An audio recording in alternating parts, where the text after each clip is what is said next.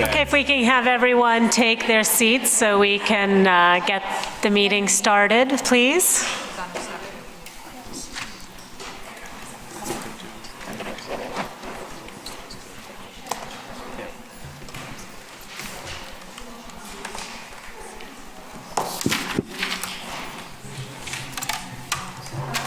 Okay, if we can start off with roll call. Yes, can we have a District 202 roll call, please? Fong. Here. Livingston. Here. Munzel. Here. Parsons. Here. Travis Williams. Here. Here. Here. Here. Can you hear me? Okay. I heard you. District 65, Cohen. Here. Mendoza. Here. Chow. Here. Tanya Budi. Here. Hernandez. Here. Halpern. Here. Arda. Here. You guys go ahead and start. So I want to welcome everyone and to our joint meeting and welcome our colleagues from District 202. It's always a pleasure to be working together and as joint boards and reflecting the great partnerships that we have. I do want to pause for a moment and take a moment to reflect and think, and in your own way on the situations that we have in our country. And I want to have us remember Charleston in a church, in a parking lot next to a Kroger's. The children who attended Marjorie Stoneman High School and the Tree of Life Synagogue in Pittsburgh. If we take these incidences along with many others, we're humbled as we are all in public service to serve community and to serve our families and to serve our children. We're humbled by this, but we have to indeed fight on and move forward to do everything in our powers to make a difference in the lives of the families and the members of our community and communities around the country. So if we can take a moment of silence and reflect on all of these atrocious tragedies in our society and think about what we will do next to make a difference, I'd appreciate it.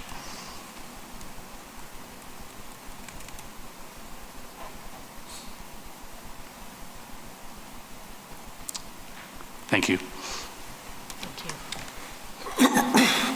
Dr. Witherspoon?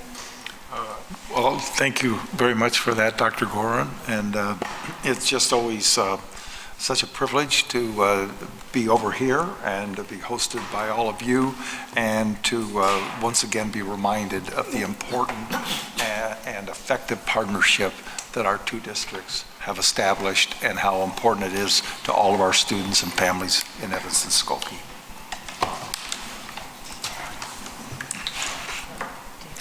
So I just want to say thank you for having us and hosting us. It's always a pleasure to be here. I look forward to some productive conversations this evening, and really looking forward to the reports that we're going to hear, and thank you again. And thank you. Okay, we will move on.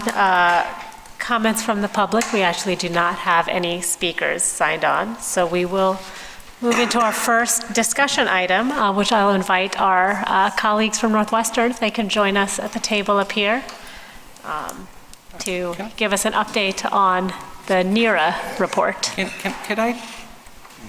Oh, I'm sorry. Very brief Oh, comment. absolutely, yes. Go ahead, I'm sorry. I wanted to say something about this moment of silence that we're having. I wanted us very much to have this, not so much for the victims of these atrocities, but for all of us. There was once a time when we could look to our national leadership to provide us with solace and hope and even amazing grace. But we can't get that anymore. And so it's instead of looking upward for national leadership, we have to look at all of us, at our community and provide ourselves with the strength and the solidarity to move forward. Thank you. Right, please.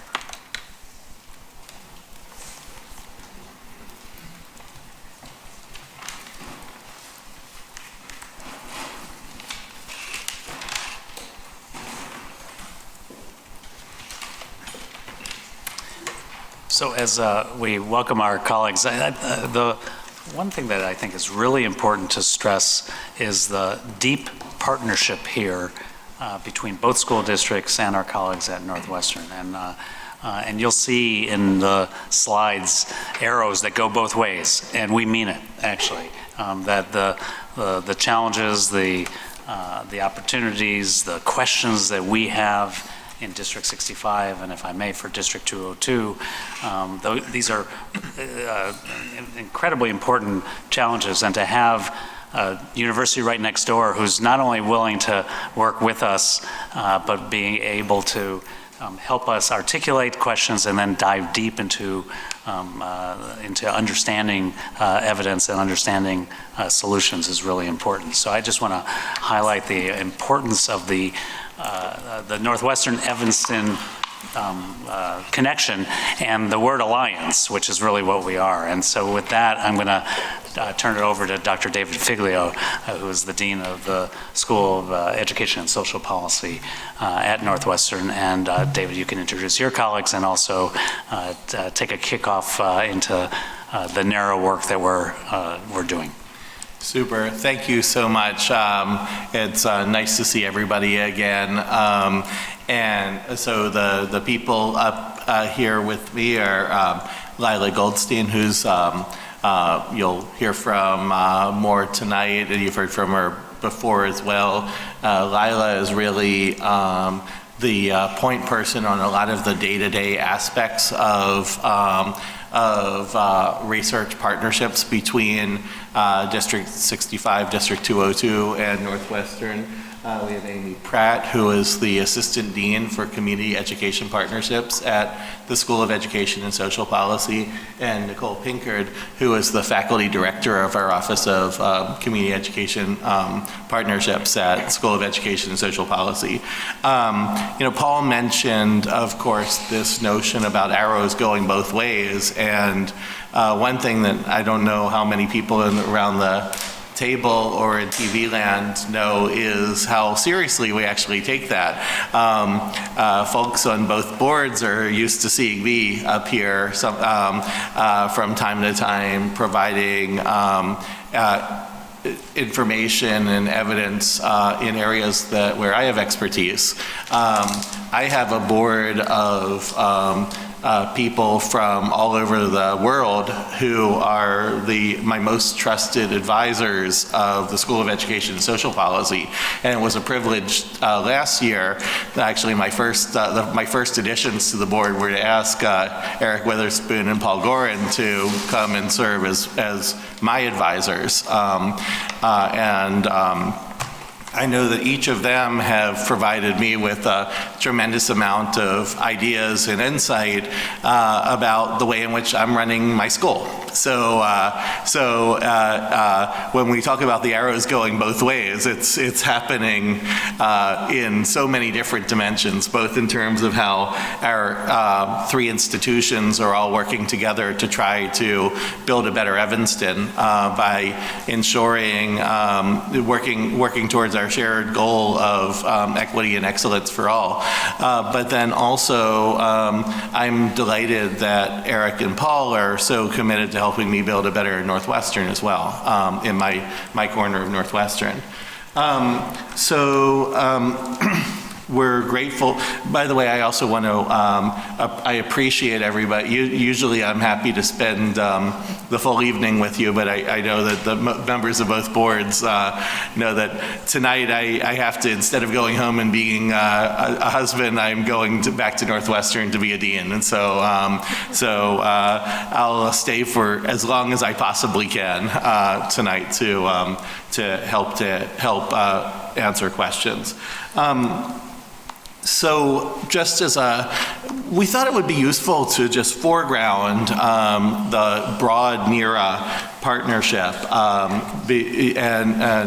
before Lila takes over. So NERA, I think it's easy for us sometimes to think about NERA as being a single project, but actually NERA really is all about this deep, abiding, mutualistic partnership between the two school districts in Northwestern that's working for equity and excellence in education across Northwestern, across Evanston rather. I'm sorry, I'm tired, and one thing that's really crucial about and where we're trying to make sure we go is to make sure that a partnership with Northwestern is core to helping the school districts to do their work as well as possible, and that the partnership is also core to helping Northwestern with our research and teaching missions as much as possible. And so when you think about then what that means on the ground, there was this allusion to arrows going both ways, and it really is important. So what is Northwestern all about? Northwestern is about producing the best possible research that can be produced. What are District 65 and ETHS all about? About providing the best possible education for the children of Evanston. And so the goal here is to have a true mutualistic relationship between all of the institutions, where you have better research to improve practice, better practice that is research-based, and you can see that problems of practice then help to prompt and improve research. Better research helps to feed back to practice. And that's our real goal. And of course, we also have, we as a team of the two school districts, the university, are really also about using NERA to help to do things like improve capacity and inform the community as well. So we do this in a number of different ways. We're building collaboration and partnerships. We're engaging in ongoing communication that allows all the partnerships to engage in research and practice work that's informed by school district research agendas, which were developed collaboratively among the partners. These are research agendas that bring focus and vision for NERA's joint work. An important thing about then what this is supposed to, what this is doing and has been doing is the goal is, I know sometimes people talk about the glacial speed at which research often occurs, but actually, I'm not looking at you, Jonathan, but I might have been.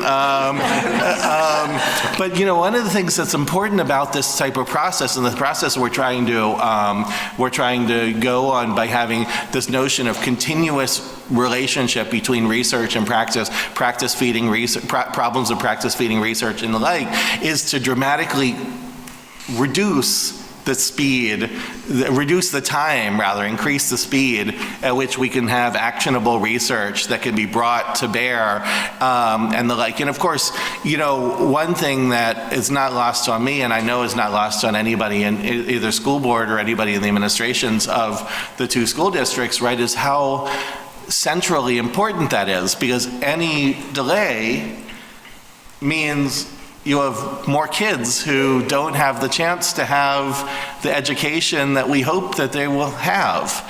And so the aspiration then, by trying to purposefully leverage all the strengths of District 65, all the strengths of District 202, all the strengths of Northwestern towards this common purpose, is because I think everyone in this community is impatient, and we should be impatient.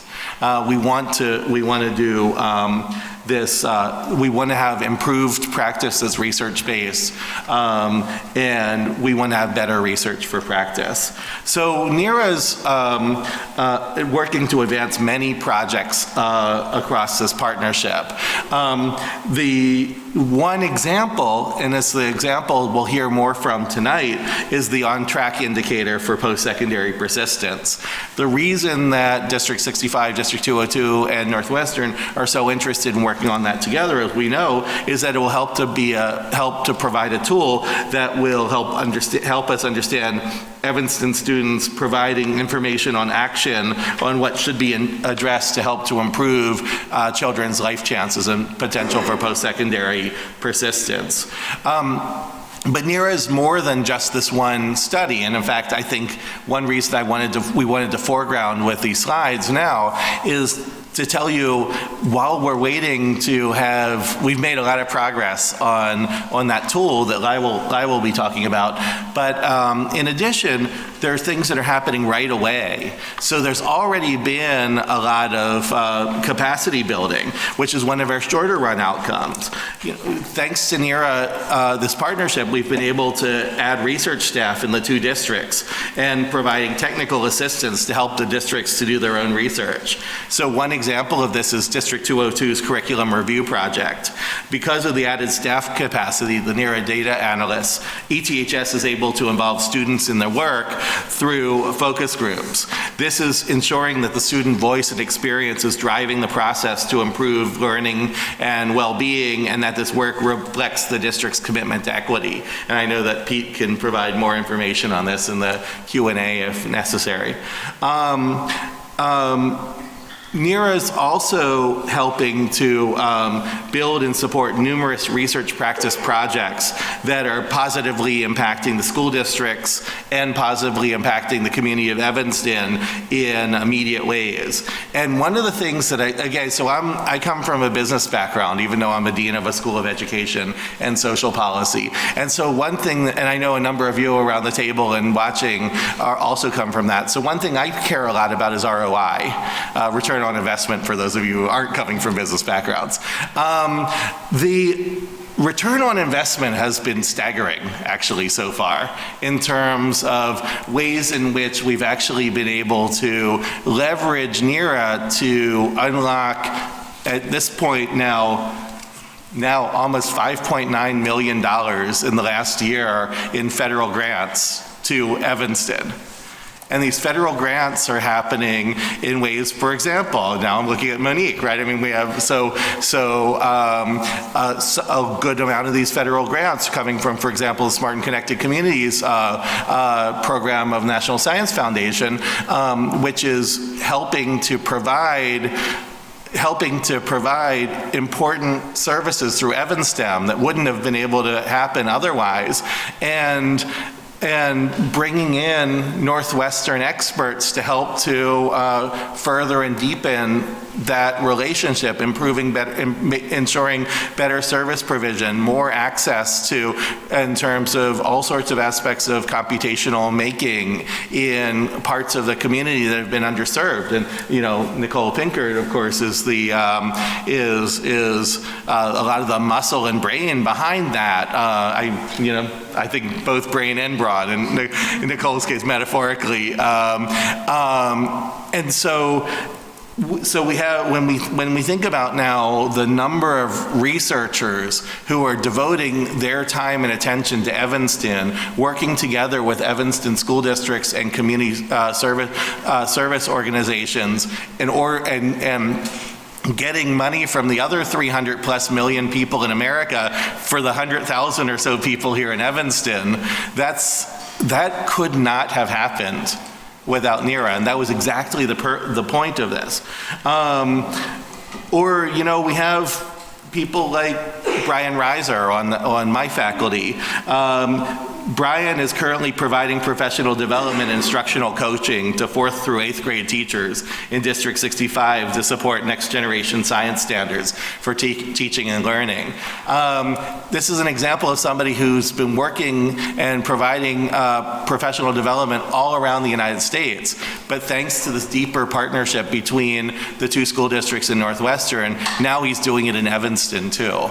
And that's the type of thing that I think is a real winner. Or one more, because I know I want to get on Delilah's slide, but just to give you a little bit of sense of the depth here, it's not just CESP faculty.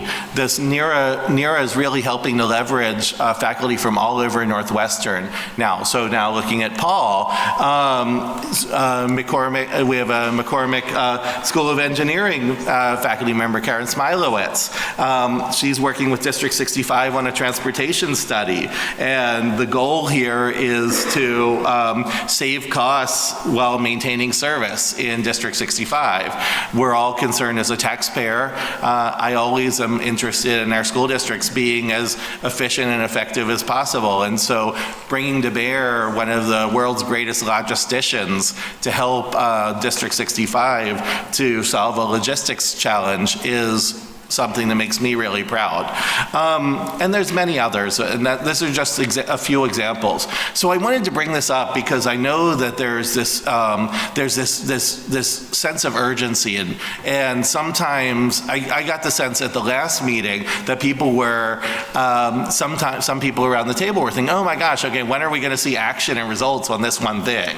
And so the point I want to try to help to impress upon everybody is that investing in Evanston, bringing together Northwestern's power with District 65's power and District 202's power has been my top priority as dean. I'm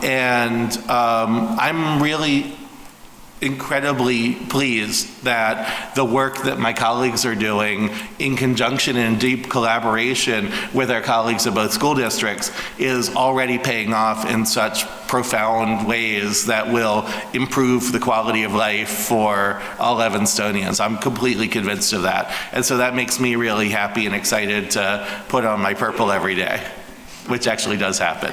So I'm going to hand this over to Lila now, who can go through her slides, and then we'll leave lots of time for questions.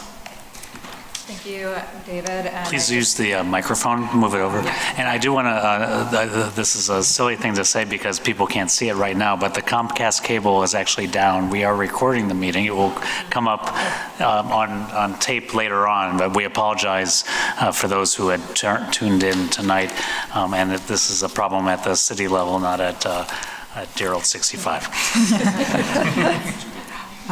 Thank you, David, for that introduction, and I wanted to second his thank you to the board and the Evanston community for taking your time with us today. To talk a little bit more about the on-track indicator collaboration, I wanted to quickly go through our goals for this project. In the short term, we're hoping to have predictions of post-secondary persistence. If you recall from our last meeting together, we have, for now, defined persistence as completing 5 consecutive semesters of post-secondary or a shorter program within that time frame. And thinking about the aspects of students' experiences that feed those predictions. In the medium term, we're hoping to place thresholds in those predictions and in those student experiences to help address student needs.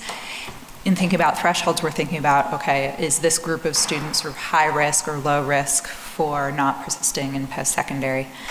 In the longer term, we hope to update for more recent students and policies. You may recall that the study that we're doing at the moment is based on the graduating cohorts of 2012 through 2014, because these are the cohorts for whom we have enough outcome data, but obviously student experiences have changed over the last few years, and so we would like to continue to update this work as well as support the use of the data that we're advising within the district and refine how it's implemented. For example, shift thresholds as needed, and look at persistence in post-secondary, potentially divided out by tiers or types of institutions. More specifically, what this means is that up through the past board meeting in May, we were looking at what was feasible, what we could measure well, and pulling the data together to be able to do this, particularly for grades, finding models to predict persistence and the sorts of student experiences at grades 6 through 9. Within the last few months, we have begun the process of working backwards from the end of 12th grade so that we understand where to dig deeper in those earlier grades. We're hoping that by the February meeting, we will have determined final predictions for earlier grade levels, of course, pending continuous updated work, but to have those initial models in place. And by the end of the school year, to have set thresholds for those predictions and for the student experiences in order to be able to address students' needs as early as next year. And beyond, continuing to test predictions with new circumstances and other ways of thinking about post-secondary success. So this slide you saw a version of last time. We are currently, this is just sort of a timeline of our progress. We are currently in this bold section and focusing on high school right now because we're doing this mapping from the end of high school back through the earlier grades. And so as we continue to do this work, we'll be able to dig deeper in earlier grades. Just to look at this in sort of a diagrammatic way, we're hoping to develop models and set thresholds at each of these grade levels for the 8th grade, hopefully, and for 9 through 12, looking at the outcome of persistence in post-secondary. In middle school, looking at readiness for high school as defined by whether they have high probability of persisting in post-secondary. For now, what we're looking at is sort of the collective high school experience and comparing the students who do persist in post-secondary to those who don't, and looking at the differences in their experiences there. We are exploring factors that are both trackable and actionable, so things that we are able to measure relatively easily for students and potentially act on. And there are a lot of different ways that we can do that. Recall that we are making sure predictors work for all students, regardless of race, ethnicity, et cetera, and that the probabilities that we're calculating for future students come from what we know about the students in the cohorts we're looking at now and how we can use that information. And we're, at the moment, going to show you some information about those factors individually, but models will bring those together and let us know more about the relationship between each factor and post-secondary persistence. Because, as I said, there are a million different factors to look at and ways to measure those. We're going to show you examples from just a few. We're looking at grades, attendance, and standardized scores tonight. So when we look at the ACT data, this really highlights why we're doing this work. First of all, you can see that more than half of Evanston students are already meeting the national ACT College Readiness benchmark. The ACT College Readiness benchmark for English is an 18, and more than half of Evanston high school students are getting at least a 24 on the ACT English. So this sort of national benchmark doesn't necessarily reflect the experience of Evanston students. In addition to that, the ACT College Readiness benchmark is readiness for grades in first-year college courses, and we're hoping to look beyond that first year and get a sort of more complete picture of a student's post-secondary success by being able to look at persistence beyond the second year of post-secondary. So this really shows why we're doing this work here. We can do something that's ETHS specific, that not only reflects ETHS students, but also their outcomes further down the line. When we think about what this means at earlier grades where we can be addressing students' needs, we can think about what factors are most predictive, not only for ACT, but also for persistence more broadly. And whereas there's national data connecting, or Illinois data connecting MAP scores with ACT college readiness benchmarks, we'll here be able to look, again, more specifically at the Evanston context, as well as the students' broader experiences and how those can help us predict not only ACT scores, but also college persistence. So attendance is sort of a different story. ETHS already has a threshold set for attendance, and that threshold, as you can see in this graph, sort of reflects what's going on with college persistence. So the students with low absenteeism in ninth grade, those who are absent fewer than 9 days, seem to persist at rates that are higher than those who are absent 9 or more days.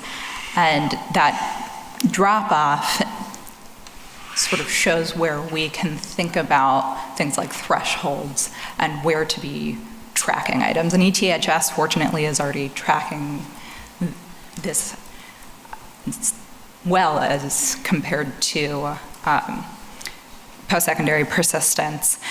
What we can do with this project, though, is not only confirm places like this where ETHS does seem to be tracking a factor that is connected with post-secondary success, but also provide thresholds where in factors where they don't exist yet, or update thresholds in areas where this might not align completely with college persistence.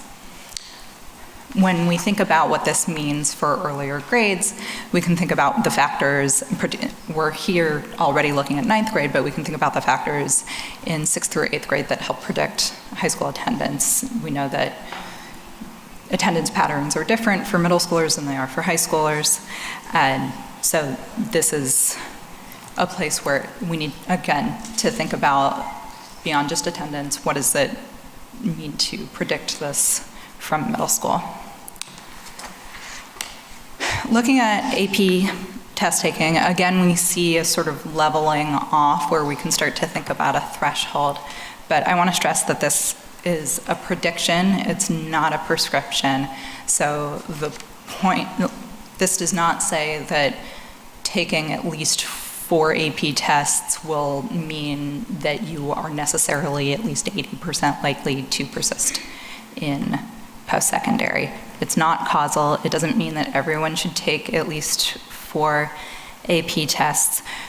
It's a small part of a student's overall experiences. AP tests can reflect students' opportunities and access, and we should take into account all of a student's experience when we're thinking about what they should be doing. But the total number of AP tests taken, regardless of score, does seem to be a place where we can set a threshold for that we can track and potentially address the variety of students' needs that this reflects. So when we think about, again, when we think about earlier grades, are students prepared to take AP courses? Do they have the access to them? Do they have the opportunity to take them? Do they have the underlying knowledge that they need to be able to participate in them? And so then when we think about those, we can think about what factors in 6th through 9th grades help predict AP test taking. Grades are highly predictive, but again, this is prediction, not prescription. Unlike attendance and AP tests, we don't have like a clear leveling off point, and so it's a little bit more difficult to think about where we should be setting a threshold for something like grades. And that's where it's really important to think about how these factors combine in students' experiences as a whole. And when we're thinking about earlier grades, again, grades are something like attendance or something that happens in earlier grades, just like they happen later grades. But we can think about not only the variety of other factors that impact their cumulative GPAs by the end of high school, but also what pieces of those grades are sort of most telling. Are we able to predict more based on particular classes that they're taking in earlier grades versus GPA overall? So as you can see, we're looking sort of at the whole high school experience and how that aligns with post-secondary outcomes. And we can start to see places where we dig in earlier, for example, looking at access and opportunity to AP tests. I'm going to hand it back to David for a little summary of your overall. Super. So again,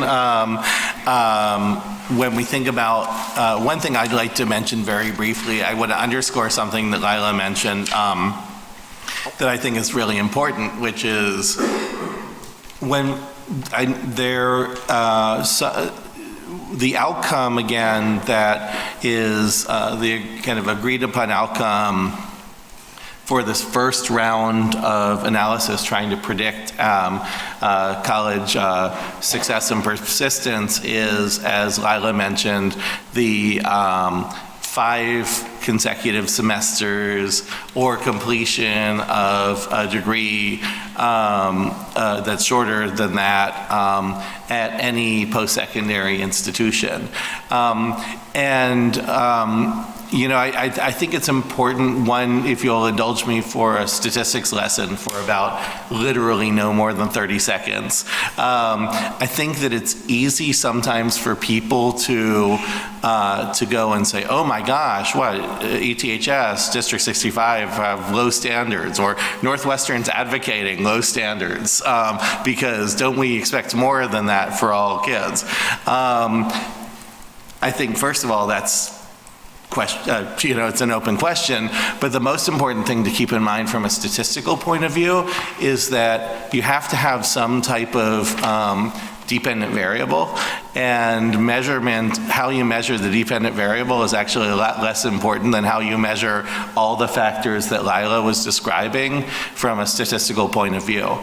So of course, one of the things we're going to be doing as a team between the 2 school districts in Northwestern is looking to see if any of the predictors vary depending on if we choose different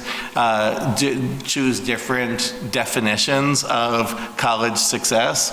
But I'm raising this for anybody around the table that I think, as well as anybody who might be watching this on tape delay, I suppose, that it's actually a pretty unproductive conversation to start talking about the dependent variable about this analysis, when really actually the most important thing is what's happening on the right-hand side. So, that said, we're your guests here, and if one wants to talk more deeply about that, I'm more than happy to try to do that, but we don't have from a statistical point of view, I think it's really, really important to focus on the piece that matters the most, which is getting all the factors that are engaged in prediction right, and then gauging the degree to which that makes a difference. So, you know, again, in conclusion, right, we're here to talk about not only the on-track indicator, which is the specific piece that Lila was describing, but we're more than happy to discuss any of the other aspects involved with NERA. It's a privilege to be representing Northwestern and partnering with people in what I consider to be the best city in the world of Evanston. And I'm really, really happy that that we can all be partners together on this effort. Okay, thank you. Thank you very much for that presentation. With that, we can open it up to the board for questions. Who wants to start? Jonathan. Actually, I had two questions. One is the question of timing. I thought I understood from the presentation that there was a slide that said October 2018, 9 to 12, and then it said by February, determine final predictions for earlier grade levels. Does that mean you have already identified the 9 to 12 thresholds? So I think that that slide that was being here, it's saying so far what's being presented tonight is our data from 9 to 12. The whole thing is an iterative process, so I don't think we feel confident in saying we've identified precisely where we should be at 9 to 12. The fact is we want to be thinking about all of the factors together as one package. So when you look at the next, I think it's the next slide that said February 2019, there was something about February. It's all the way back. I'm clicking it back as fast as I can. So February 2019 it would be, yeah. Yeah, so the aspiration is that by February that we'll have kind of a solid first pass of the model that is going back to sixth grade. Now this is the hard question. We all agree that we want to use multiple measures and that it's foolish to rely on a single measure. The problem with multiple measures, of course, is the interrelationship between those measures, right? And so, just as you said, prediction is not prescription, correlation is not causation, right? And so, how do you approach the interplay of these factors? Let's take grades and attendance, for example. It could be that if they're highly correlated, that students with low grades don't come to school as much. Or it could be that kids who don't come to school as much don't get as good grades. I mean, how do you deal with that? Well, again, in some regards, Jonathan, you actually answered the question, which is that when you think about what's the appropriate role of a predictive tool to feed policy and practice, the answer is that, and actually this is related to something Lila was mentioning. So when we look at something like AP test taking for a moment, ETHS is noteworthy in the country for the fraction of students who take at least one AP class. It turns out that was precisely because the leadership of ETHS paid attention to some really important research that said that actually even the aspect of taking AP classes has a very strong positive effect. That was causal on kids' likelihood of attending and persisting and completing college. But then you might go and take a look at something like this and say, okay, well now, is the sweet spot for AP classes? And that's where you get into correlation, not implying causality. So the role of a predictive model is to go and take a first pass at where might there be particular kids who are at risk along different directions, and are there particular places where you might want to shine the light more strongly. So suppose we see that there are particular combinations of factors that seem to be strongly related to problem spots. That's when and maybe different grades. So suppose we see that the factors might actually be emerging in 6th and 7th grade. Well, then that would be a charge for District 65 to start to say, okay, well now, what are certain types of policies and practices that might be related to this particular thing. We may be saying, okay, is this causal? Or is this maybe potentially causal? It may be the case that we want to go and stimulate increased attendance. That's when I would hope that there would be a partnership between some Northwestern researchers and District 65 to be thinking about, okay, well, are there potential interventions that might be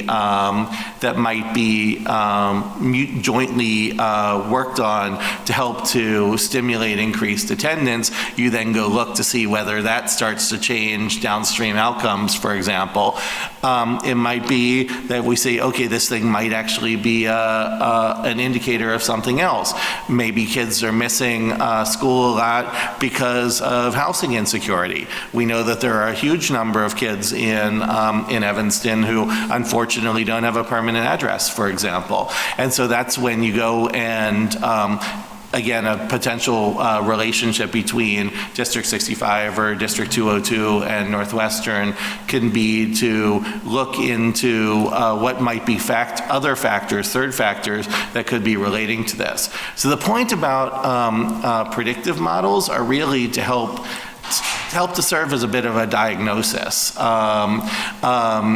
know, a health metaphor is actually kind of useful too when you think about the fact that there are certain medical tests that we have that are indicators of the potential for, say, cardiac disease, but changing those test numbers don't change your, you know, just lowering a particular test number doesn't actually reduce your risk of cardiac disease. It may be that it's an indicator of something else. It's the same type of thing that's going on here. So the ultimate model is not a single threshold that's a composite of the multiple factors, but a tracking of each of the factors individually. In other words, you're not going to sort of say, okay, we're going to assign this weight to attendance and this weight to grades and this weight to test scores in terms of thresholds. At each stage, we would be looking at each of those variables. Is that right? Well, you know, I would say yes and no. I know that's a very frustrating response, but there is value for the school districts to have a single prediction that's looking at these pieces together. There's also value in then looking under the hood at how the individual factors, what are the various weights of those individual factors that contribute to that prediction, and as Lila was mentioning also, how they might interact with one another. So the one thing that I can't tell my friends who run the school districts what to do, of course. One thing I would personally hope wouldn't have happen is that I hope we wouldn't have a situation in which every kid has a number, 92, 64, 17, whatever, because but rather to say, okay, wow, here's a kid who has a 17, and here are the three risk factors that seem to be particularly contributing to this this increased risk of not being successful in post-secondary. And then, of course, using that to simultaneously pay extra attention to the kid who has the 17 as opposed to the 92 perhaps, but then at the same time be using those different weights to help to identify, test, evaluate, refine interventions to help to make sure that the kid with the 17 is, by the time they're finishing ETHS, in an excellent position to be successful in college. Does that help? That's the aspiration. And so in some regards, that's a really great advertisement for why NERA is much more than just this one thing. Because what happens is we have people from across Northwestern who are interested in lots of different areas of this, and there are lots of different problems of practice in both of the two school districts. And so the goal here with NERA is to bring together the people who have the research interest in a given area. Maybe it's reducing stereotype threat among middle schoolers, for example, or maybe it is about dealing with stress and trauma at home, or maybe it's or any of the other, or English language learning. They're all different areas, and we have expertise at Northwestern about that, and expertise in the school districts. The purpose of NERA is actually to bring together all these dyads from Northwestern and the school district. I really appreciate the framing of this, and again, it forces us and invites us as institutions to really dig deep, right? So I understand, we all have high expectations for our children, right? But there seems to be the stereotype, right? And the stereotype is that, if we don't set the bar higher, if a kid's succeeding, then it's the parents' fault, or it's a certain community's fault, or they don't really care about their kids. And that, I think, has been something that institutions have contributed to, right? And as well as federal education law, where we are just so stuck on increasing test scores, when in reality we know that it's an amalgamation of things that again impact student outcomes. So again, I said it the last time you presented, but I'll say it again. I really support this work, and I really support this work because again, it forces us institutions to look at our practice, because it is a problem of practice and policies that have perpetuated inequity for marginalized communities. And again, to be able to have that conversation and to show us that we can't do it alone as school districts. We need to, one, work together, and then work with other institutions like City of Evanston. I'd love to have City of Evanston also be part of these presentations, because again, we're having conversations around, around the budget that are going to cut social services that are, again, are crucial for our youth and a lot of families. There's there's issues around affordability for housing. Those things are the things that are causing a lot of these just differential outcomes. And whatever we can do to provide the data to showcase that, and not blame families, blame parents, blame kids for structural, institutional, historical problems that have contributed and exacerbated marginalization, the better. I really appreciate the work that you're all doing. I'll just respond by saying amen. I totally agree. I think everybody here between the two school districts and Northwestern welcomes this idea that we're of bringing in more agencies and organizations, because we're all part of one ecosystem. So, I mean, again, looking at Monique, right, the McGaw YMCA educates a huge fraction of the youth of Evanston, and again, my colleague Nicole's work thinking about out-of-school learning is so crucial to understand the ways in which all the various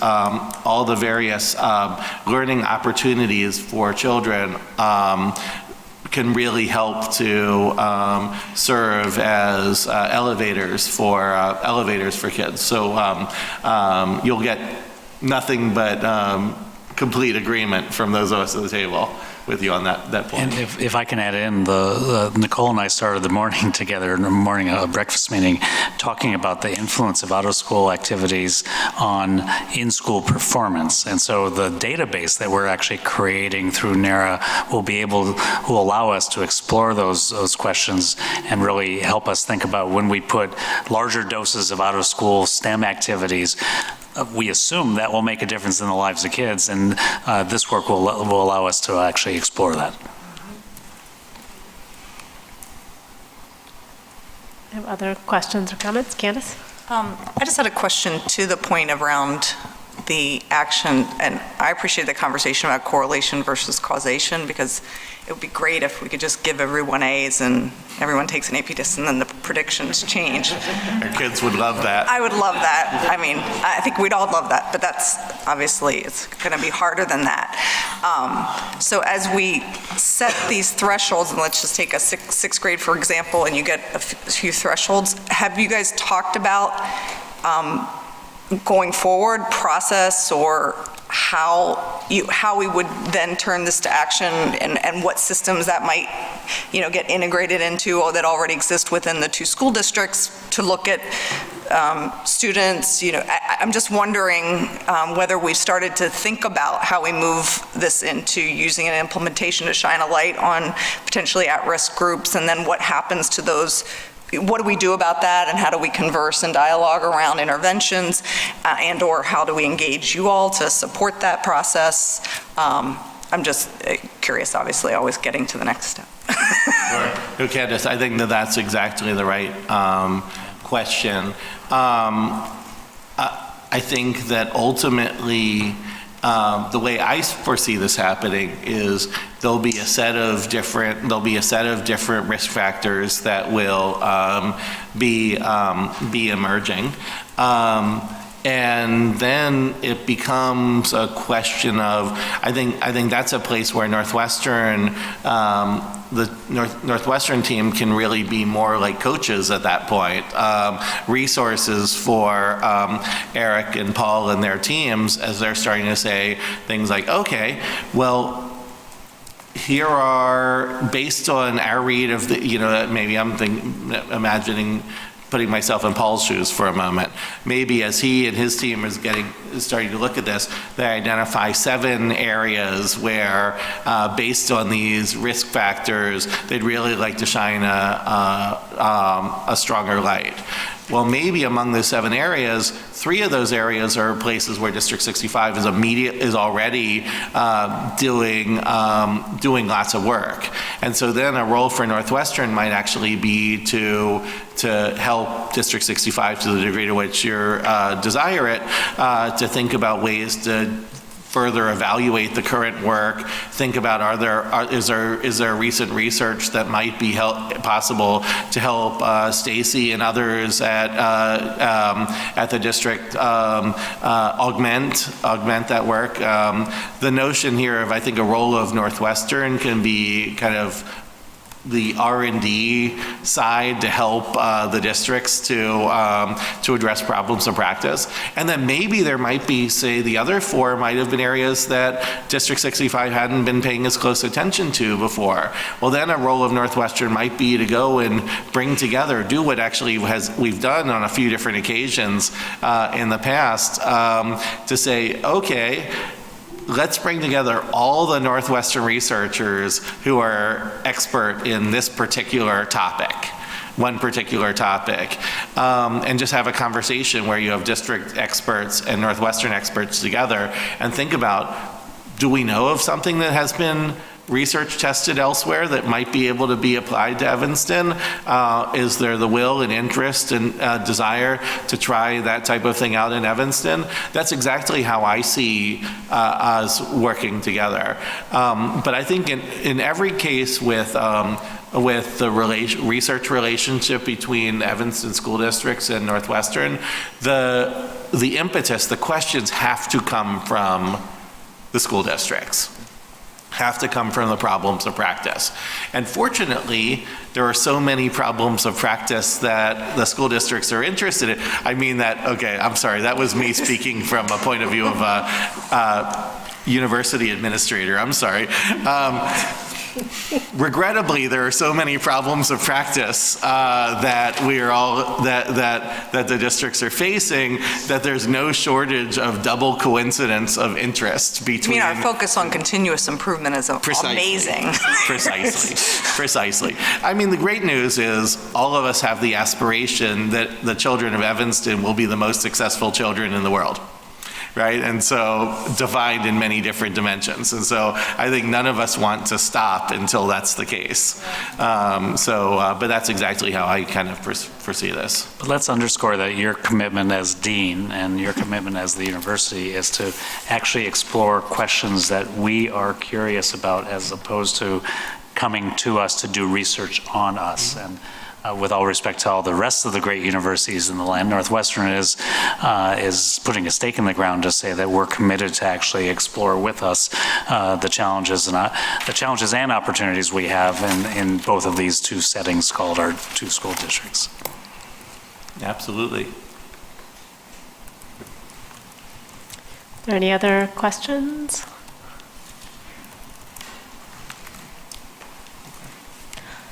Okay, well, with that, thank you very much for the Can I do one Yes. real quick thing? I apologize. A new member of the District 65 team who's going to be working closely with the NARA group is Kylie Klein, who joins us back there. And we want to welcome Kylie. She's the new Director of Research Accountability and Data.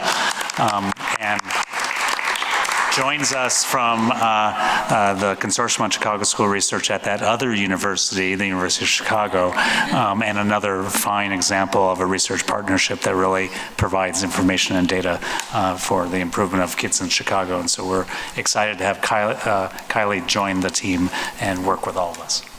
Thank you. Thank you. We look forward to the next presentation when we meet next. So thank you very much. Thank you. Thank you all. Thank you.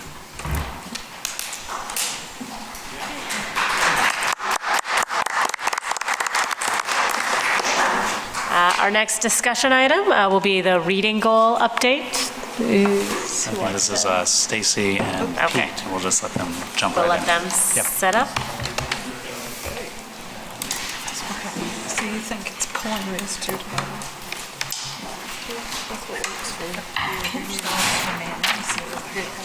Yeah.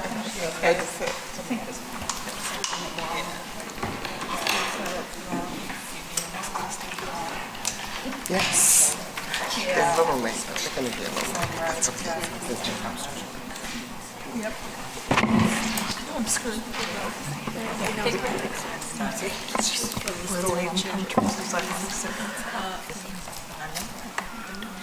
All right, whenever we wait for Dr. Witherspoon to return. Yeah. Okay, we'll give her another minute. Mr. Dr. Davis.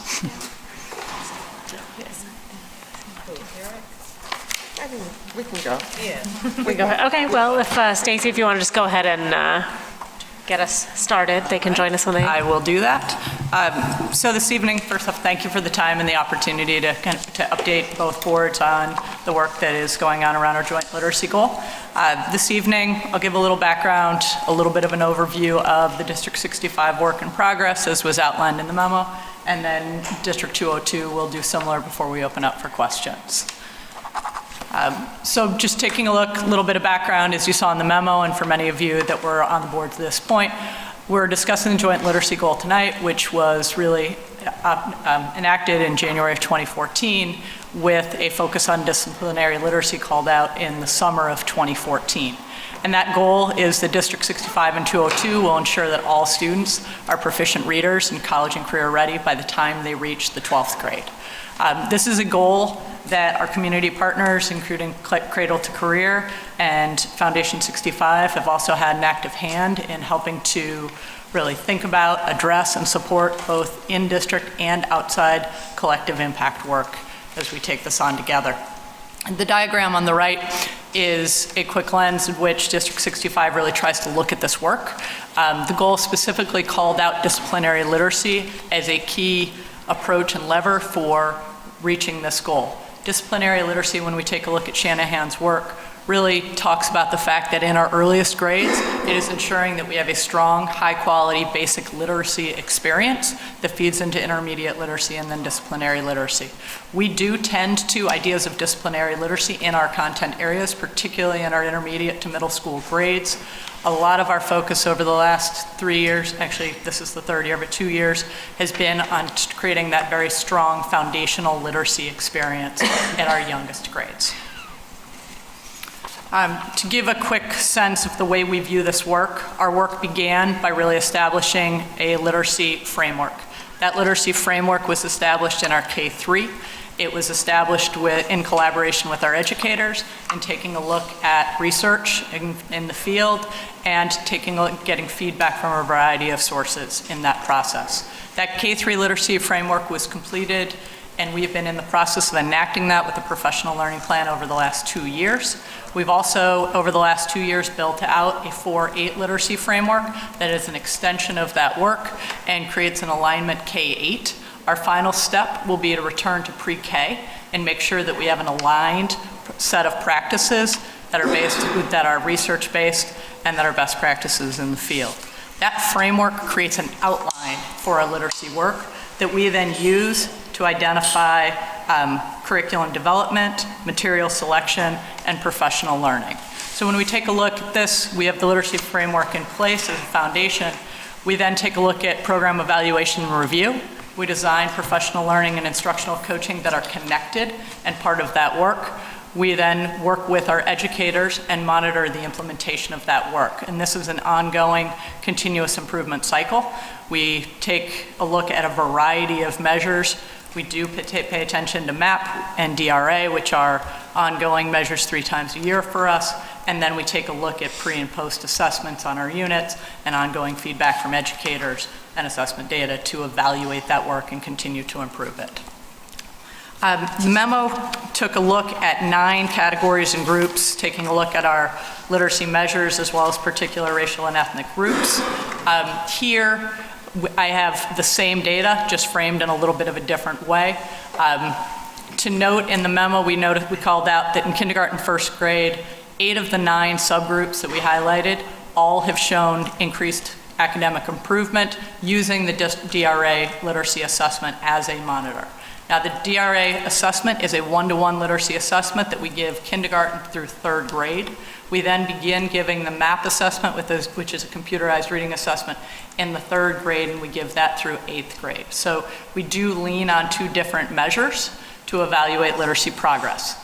We are also at this point piloting a new 1-to-1 literacy assessment called STEP in 2 of our schools that we also feel elevates the level of rigor and demand in regards to literacy learning, and we're evaluating that assessment as we speak this year, and we're going to take feedback from our educators and our coaches and our other literacy leadership in the district to determine whether we move forward with that assessment tool or not. What is consistent, certainly across the data in the packet and in this slide, is that our work is having much more traction and impact in K-1 at this time. We have just entered our 3rd year of professional learning in that work. An example of the work that we're doing and have done in our K-1 space, one of the things that was clear in our literacy framework was that we needed to pay greater attention to the language work that was happening in our classrooms. And so we added language workshop, which is now something that we're working on elevating kindergarten through 8th grade.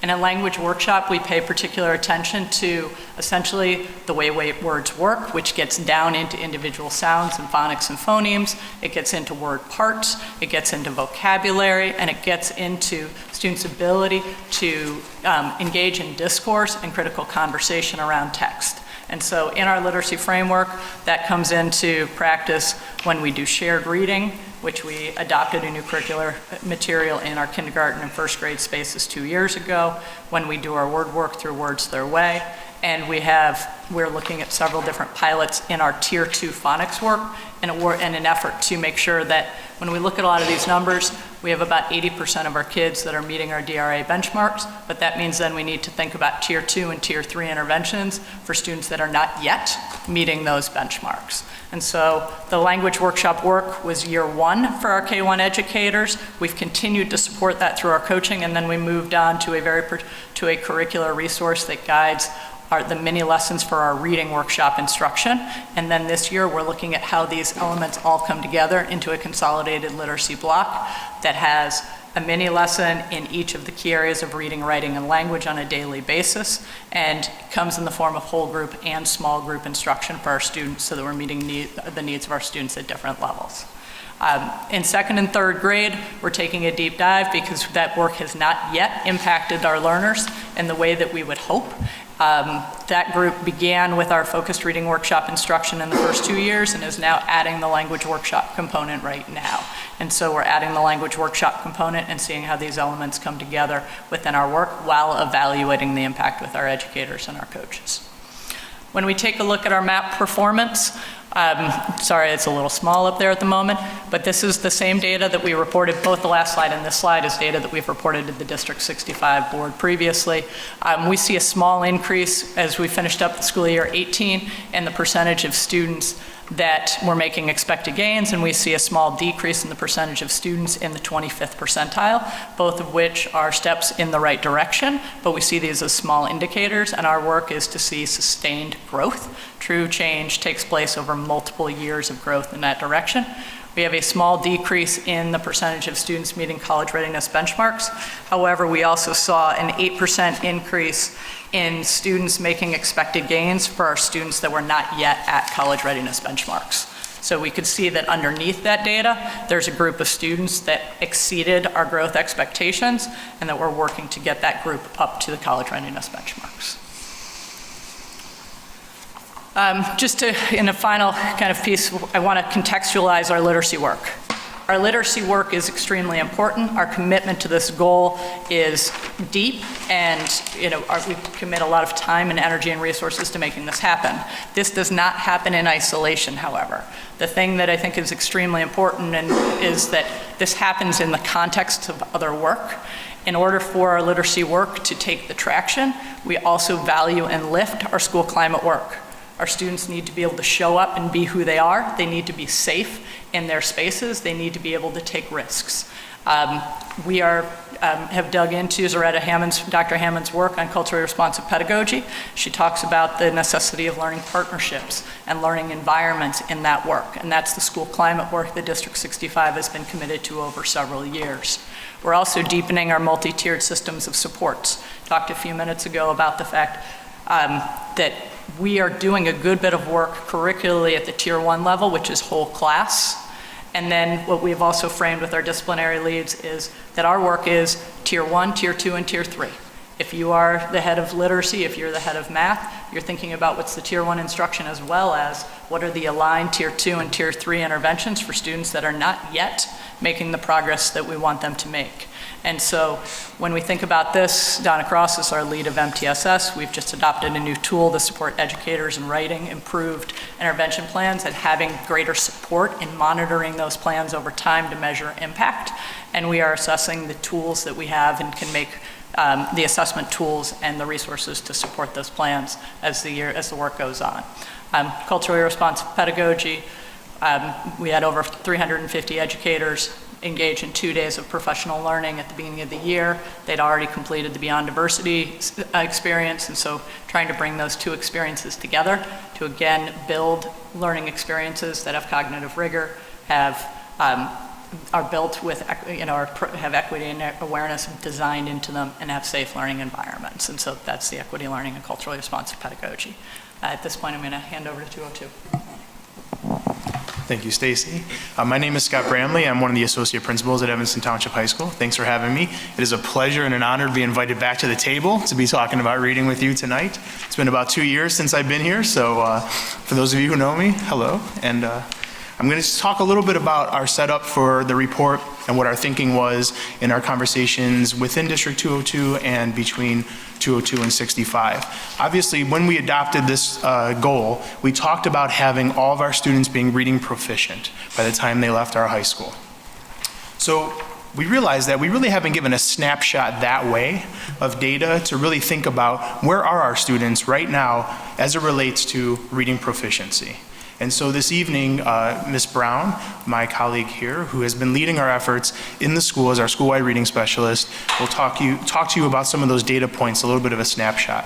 We decided to pull out some of those data into a different presentation here off of the memo. So you have the memo, those of you who have read through that. We wanted to present some information in a different way, just to kind of show you our incoming freshmen, our ninth graders right now, the past 2 years, where are they in terms of reading proficiency? Give you that snapshot view. So I also wanted to thank Stacy for some of the pieces that she talked about with the complementary work. It's extremely exciting to know that we're doing the similar types of work in both districts, because when we have a joint goal, our work doesn't always intersect. It won't always intersect, but where it does is in this transition from 8th grade to 9th grade. And so as we continue to look at our multi-tiered system of supports, we are working on individual plans for students. We are working on framing our response and our instructional practice within our larger MTSS framework. So it's really exciting to know that both school districts are in that same best practice at the same time. I will also note that we too are reading some of Dr. Hammond's work, Zaretta Hammond, and we have a team of our instructional coaches are going to her workshop. Our leadership team is reading her book, Culture Responsive Instruction in the Brain, and that's extremely exciting that we have that across both districts. So I'm going to turn things over to Ms. Brown. Hi, I'm Kiwana Brown. Thanks for having me here too. It's probably been about 2 or 3 years since the last time I presented with Scott and Pete here. So we wanted to, like Scott said, give you guys a snapshot of just where our students are coming into 9th grade as far as their reading proficiency. And we wanted to give you at least 2 years of comparative data just to see where they were coming in 2 years ago and where they are now. So looking at this first slide, we're looking at our Black female students. In 2017, we had approximately 33% of our students who were coming in, or 35, out of 105 students coming in who were actually reading proficient. We've seen an increase, as we have for pretty much every demographic of student, increase from 33% to about 52% coming in this year. For our Hispanic or Latino females, we've also seen an increase from about 33 students out of 72 coming in 2017 to 42 students out of 86 who were reading proficient. Our white females, which is typically the highest when it comes to reading proficiency overall, because the numbers decrease, we see a decline in the number of students who are reading proficient, but the overall percentages, they don't change much. So we still have a high number of white females coming in who are reading at proficient levels. For Black males, again, this is an example where the numbers decline, but we can see that in 2017, we had 33 students who were reading proficient. Percentages would be a little higher because we had 33 students in 2018 who were reading proficient, but our incoming total was slightly lower. So we have a higher number of Black male students coming in reading at a proficient level. For Hispanic male students, Latino male students, there's also an increase of students coming in 2018 who are reading proficient, although again, we had a slight decrease in the number of students overall who were enrolled at ETHS or who took the STAR test, but overall there was an increase of students coming in reading proficient. And then lastly, our white males, again, even though not as high as the white females, they're still one of the highest when it comes to reading proficiency. A slight decrease in the enrollment, but overall they are reading proficient. I just wanted to offer, one of the things that we did was we took the tables that are in the memo and tried to present those in these stacked columns just to give you a better visual of how many students are actually at proficiency versus the total number of students in each of those demographic populations. So the other thing I wanted to just point out is that the data that we used here is from our STAR reading assessment. We've been using that for several years, ever since we adopted this goal actually, and it's allowed us to look at a number of different pieces of data. However, tonight what we presented were the reading proficiency thresholds based on scale score. Scale score, which Ms. Brown will explain to you right now, why we chose that measure. So we look at scale score in STAR. It's not comparative to MAP, so if you're kind of wondering how does STAR and MAP compare, they don't, not at all. They don't compare. STAR actually goes up to a 1400, so a student who hits a 1400 or close to it is considered post-secondary. Students in 9th grade, we're looking for them to come in at about a 900 or between a 900 and 950 scale score, which shows that they are reading proficient. So that's the measure that we used when we looked at this data. Are you going to say something else? Okay. We also wanted to just mention that when we have this data, we often use it to create our curriculum around where students are. So the fact that we have such a high number of students who come in reading proficient, a higher number than we had in 2017, we still use the numbers to create the curriculum around where our students' needs are. And within STAR, there's various domains that we look at, and it tells us very specifically where students are and where their needs are. And so we build our curriculum around where students' needs are. When they enter the school, we meet with our teachers, we create a curriculum based off of where students are and what their needs are. And teachers are very responsive to creating curriculum to where students' needs are. Students are assessed several times throughout the year, especially if they are placed in reading courses based off of incoming MAP scores. So we often do progress monitoring using STAR data to maintain where students are and also to see how we can improve their instruction independently. So from the slides that we presented and just the charts, graphs that we presented, just wanted to point out that obviously we see some increases in students coming in more ready. However, we recognize that we still have a lot of room to grow, as Candace said, continuous improvement. We have students who are not ready, reading proficient, coming into the high school, and so we have several efforts underway at the high school to try to address all of our students' needs. A couple of them were highlighted in the memo, but for the purposes of tonight, obviously being the joint meeting, we wanted to make sure that we talked about some of the intersections of our work as opposed to our individual District 202 update. However, if you have questions about that, we can certainly respond to them today. Scott and Kiwana, so obviously we see needs with students and we know how vital reading is for all of their learning. Could you talk a little bit about what we've done in recent years to add reading teachers and teachers with reading endorsements and how that factors in to our commitment? Yep.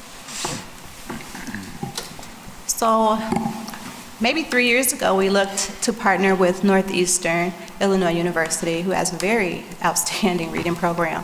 And we were looking to recruit teachers at ETHS who were interested in becoming endorsed or to attain a reading master's. Didn't quite work out about 3 years ago, but as of last year, spring of 2017, we had roughly 10 teachers who are actually in the cohort. They have a cohort, and half of the classes, more than half of the classes actually, are held at the building at ETHS. And I have the privilege to adjunct for several of those classes as well. And the cohort is actually almost done. With our first cohort, in the summer, they'll be either reading specialist certified or they'll be reading endorsed.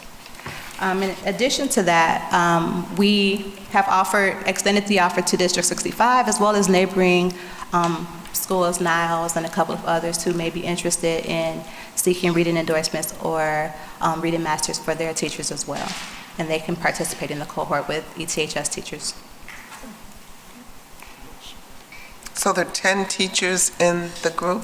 Currently, yes. Currently 10. And you said it's almost done, right? They're almost done. In the summer of 2019, they'll be complete. Okay. And we're looking to start a new cohort for spring of 2019. I can't believe these years go by so fast. Yeah, right. Spring of 2019. So we're currently recruiting right now for teachers for that cohort.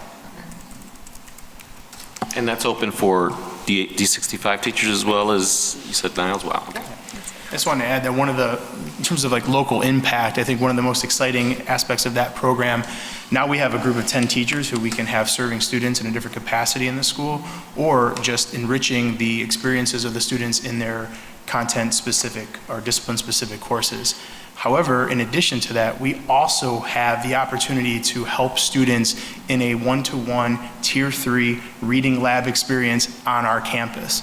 That was a huge piece for us as we negotiated this with the support of our board to be able to offer incentives to our teachers, to be able to participate, some fee reimbursements and some incentives on our salary schedule, to be able to get a cohort of teachers committed to literacy in the district. Now, when instead of taking their time and energies and focus to Northeastern Illinois University's campus, working with students in Chicago, which is wonderful. However, they'll be in our lab in our community, working with our students, definitely our high school students, and hopefully, as we continue to have our work intersect with District 65, students from District 65 as well, being able to benefit from that cohort. And I just wanted to add one more thing, just to kind of erase the narrative that reading teachers are English teachers. In this cohort, we have 3 science teachers, 5 special ed, and 3 English teachers. Thank you. Fantastic, thank you. Awesome. Do we have questions from the board? Gretchen has a question. Yeah. First of all, I really need a new chair. This one is really bad. So I just, when I'm done with my question, I might be disruptive, and I'm going to get up and just go get the new one that's waiting over there, and I just want to explain why I've been squirming. I'm sort of low down, too. Thanks very much for the presentation. I just one quick question and then one sort of observation. Is there some reason why we couldn't get more data? You know, we didn't get a report on our progress on the reading goal last year, and I guess I like your bar graphs and the graphs and these representations that show in a very visual way the kind of progress we're making and where we still need to make progress.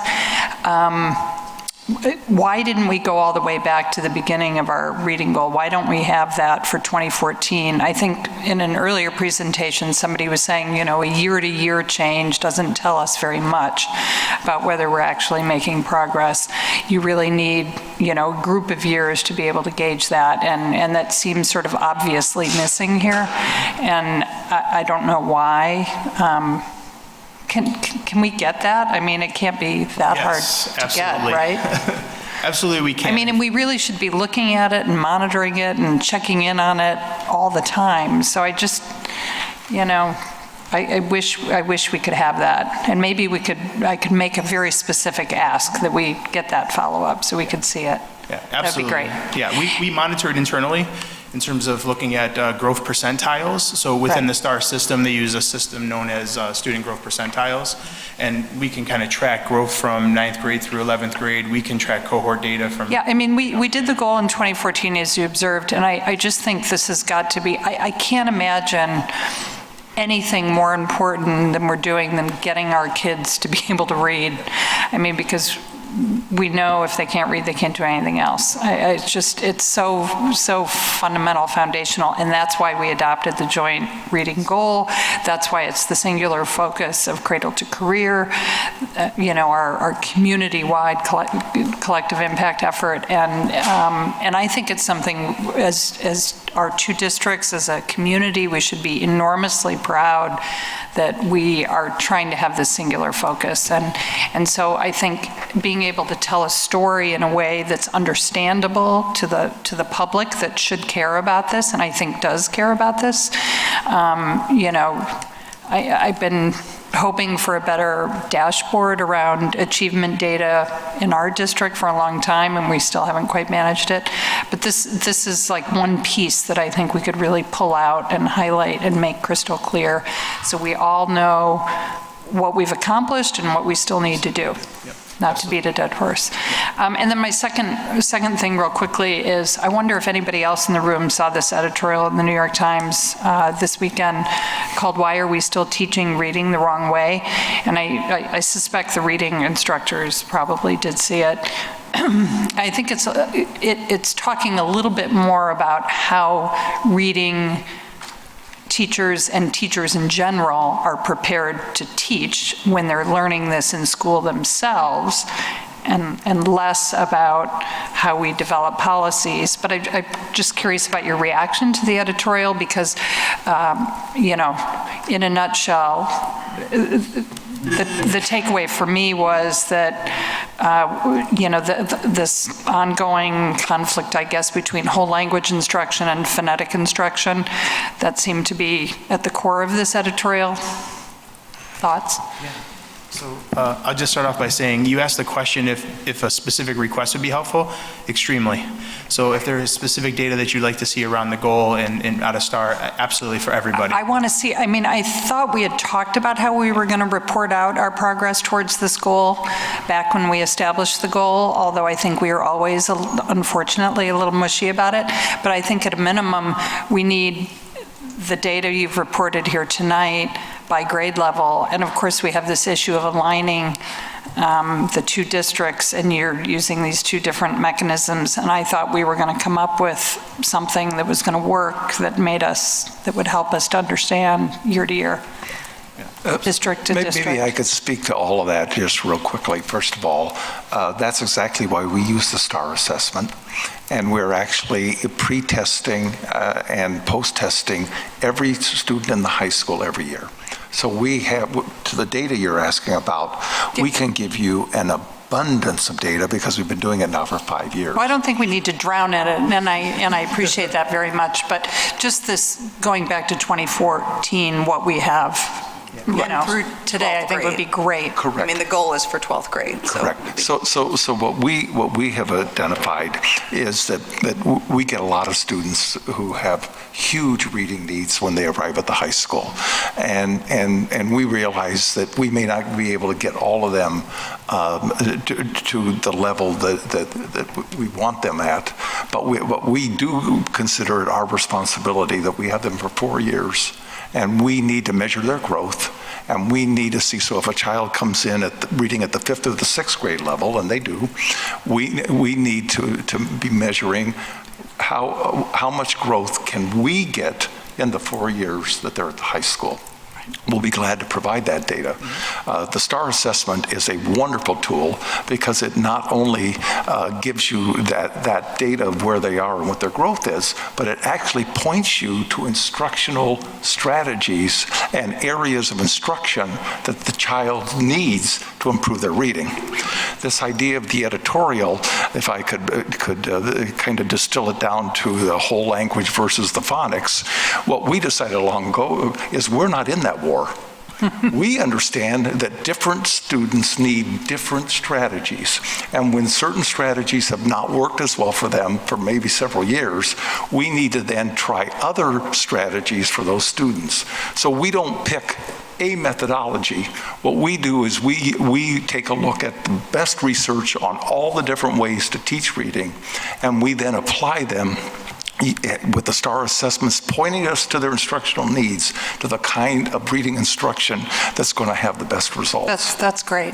And so we will be glad to not only share many years of data, how the students have come to us, what we've been able to do in the 4 years that they have been at the high school, but also the kind of strategies that we have used that we have learned work differently for different students. So we get all that from the STAR? Yes, we do. We get. Yeah, I know it spits out a. We didn't try to bury you in all. We were looking at the transition. To ninth grade tonight. We didn't want to bury all of you with that. But believe me, we have very specific data, and that's why we have reading specialists, we have endorsed reading teachers, we have added, it's not just those 10, we've hired all sorts of reading specialists. We have an army of people who now are able to help students learn to read, because we realize, as Scott and Kawana said, it has to be integrated into all of their content areas and integrated into everything they do in the 4 years, because we only have them 4 years, and sometimes I wonder how much the second semester senior year counts. So we maybe really only have 3.5 years to succeed in helping them to grow in a very measurable way in their reading, and we'll be able to show that to you. I think, Gretchen, just similarly in the K-8 space, the reason we dove in to write the literacy framework was to really take a look at what are the critical elements that need to happen. And that editorial really laid a dichotomy of explicit instruction to whole language. And our answer is not, it's certainly not all the way in whole language. It's defining the practices, thank you for my pen back, that do work. And then we want, my diagram earlier was around continuous improvement. We've made some real advances in our K-1 space by paying attention to some of the real rules and codes that have to be paid attention to in early literacy, but we're continuing to look at that and determine whether we have done a good enough job of that yet. And we know there are still kids that some of our work is not working for, and so we're taking a look at what we also know what reading interventions we have in place. We have reading interventionists in all of our 12 schools that serve K-5.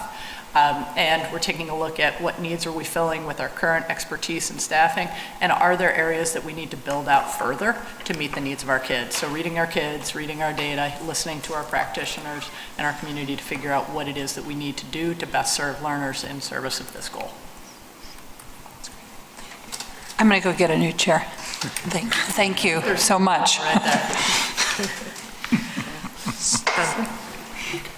I have to say, this is very frustrating. I feel like we're stuck in Groundhog Day. Year after year, well, we've got MAP and we've got STAR, and MAP is wonderful and STAR is wonderful, and too bad they don't integrate or work it all together. And this report, this is not a joint report. This is a compilation of a report from District 65 and a report from District 202, and it's just really frustrating to see. I mean, Mr. Bramley said he was extremely excited to find that we're doing similar work. I would hope that wouldn't be a discovery, that the work would be ongoing on a collaborative, integrated basis. And then we look at the ninth grade numbers, and the ninth grade numbers are students who are in the fall of ninth grade. So they've just come from District 65, and unless I'm reading these numbers right, because maybe it's because of the different measures we use, they're reading better at the beginning of ninth grade than they were at the end of eighth grade. I think we need to bring some kind of actual closer collaboration together to make this all work. I would actually like to suggest that we adopt STAR, grades 3 through 12. That doesn't mean that District 65 would need to abandon MAP, because it has a lot, and I've used it in my other districts. It gives very important information. The problem is it tops out in the high school. It is not a useful measure for students in high school grades, whereas STAR can measure growth easily from third grade all the way through 12th. So it seems to me that we could have one measure that has a continuum of assessment and information, but neither district would have to abandon the other things that it does, because STAR can be given so rapidly and so easily using technology. Basically, at the high school level, it's 20 minutes in the fall and 20 minutes in the spring. Maybe at the elementary level, it's 40 minutes in the fall and 40 minutes in the spring. I don't know. But the point is, this does not take days and days to administer, and yet we would have one measure all the way through, and we wouldn't be asking anybody to abandon anything that's useful for them. So Eric, I agree that's part of the solution, but also, one of the things I'd really love to see is actionable. So D65 is over here. We're doing K to second. We've had our focus there, and we're going to move on to the higher grades. I know we're looking at, ETH is looking at ninth grade and what that transition is. For me, in my experience, and just in regards to transitions, that is such a critical part, especially for marginalized students, for marginalized communities. It's those transition pieces where we really need to think about, what do we do to, and this is what we're doing here, is looking at the data to kind of help us look at that transition. But again, we're here over kindergarten, K2, ETH is in ninth grade, so I share a bit of Jonathan Baum's frustration. But also, I'm thinking about something that's actionable, right? And I think one of the most powerful things I've been part of, and I've observed, is that, so again, looking at, for instance, the pre-K to kindergarten transition, and Cradle to Career, I think they did it for 2 years in a row. They brought together pre-K teachers from across the different programs in early childhood here in Evanston, together with their kindergarten teachers, and they had a summit, and they sat down and talked and figured out, what are your expectations? What are you teaching your kiddos in pre-K? Here are our expectations in kindergarten. And for me, that is part of something that's actionable as well. On top of getting an assessment or a screener that again aligns throughout our continuum, but again also building those relationships. And I would love to see. And I asked this question at my kiddos, my eighth graders parent-teacher conference. I asked teachers, so do you communicate with any of the ETHS teachers, language arts teachers? And they're like, well, not really. So, so for me, again, you know, in order to kind of close that opportunity gap, I mean, we really need to build those relationships between our educators as well, and provide that space, right? That is eventually going to benefit all our kids, and particularly our marginalized students. I can just briefly speak to the assessment piece.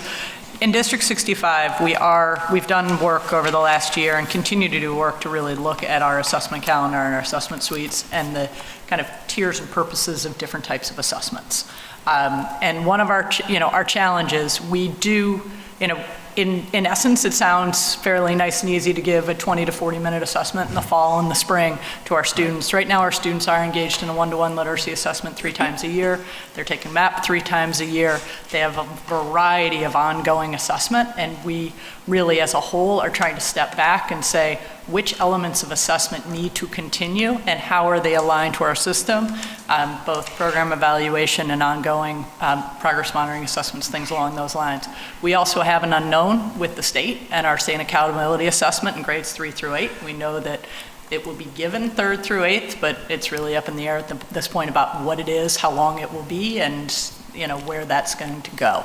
And so I think for us, I don't think we are truly in a position where we can add. We need to evaluate the tools we have and determine which tools are best serving the whole of the community and the whole of the district. And we also, when it comes down to technology, need to negotiate carts, and our K-5 spaces will not become one-to-one spaces.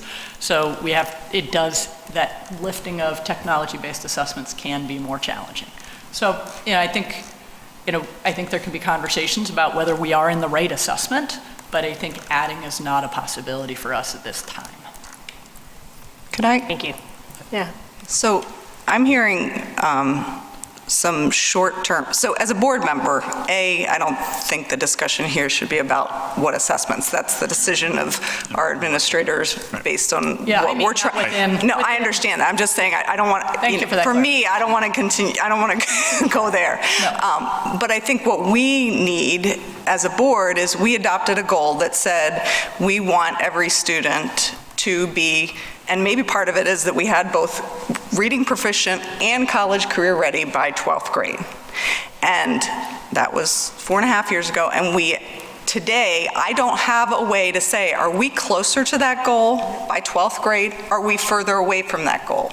I have ways to do that at K3. We're now seeing some 9th grade data. I think is a very near term, which doesn't seem like it should be too difficult. I like the way the data is presented in that we have a 2015 baseline for the DRA data.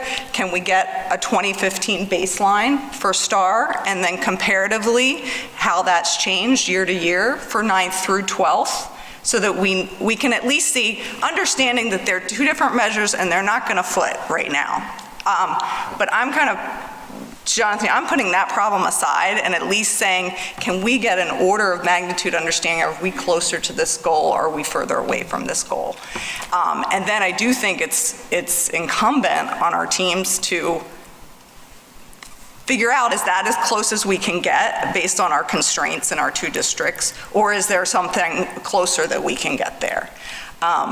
But it's really hard as a board member to look at a goal that we set and say, I have no way of assessing our progress towards this goal, acknowledging that there's really great work that's happening in both districts. So that, I think, for me, that's where the crux of it is.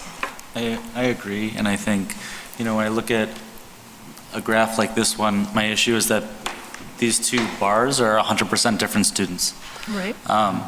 And so looking longitudinally at a cohort, let's assume that MAP and STAR are giving educational teams what they want, which is an assessment that says how well kids can read, right?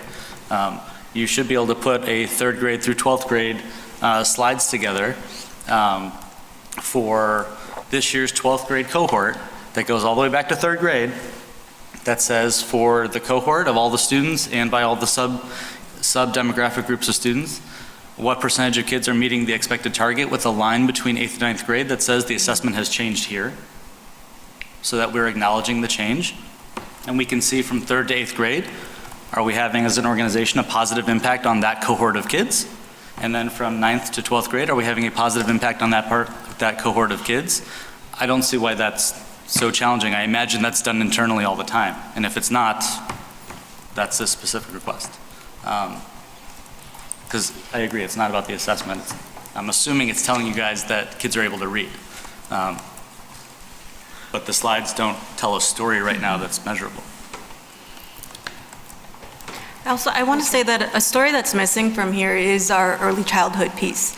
So many of our kids are coming into kindergarten not ready for kindergarten, and we don't have an assessment for that.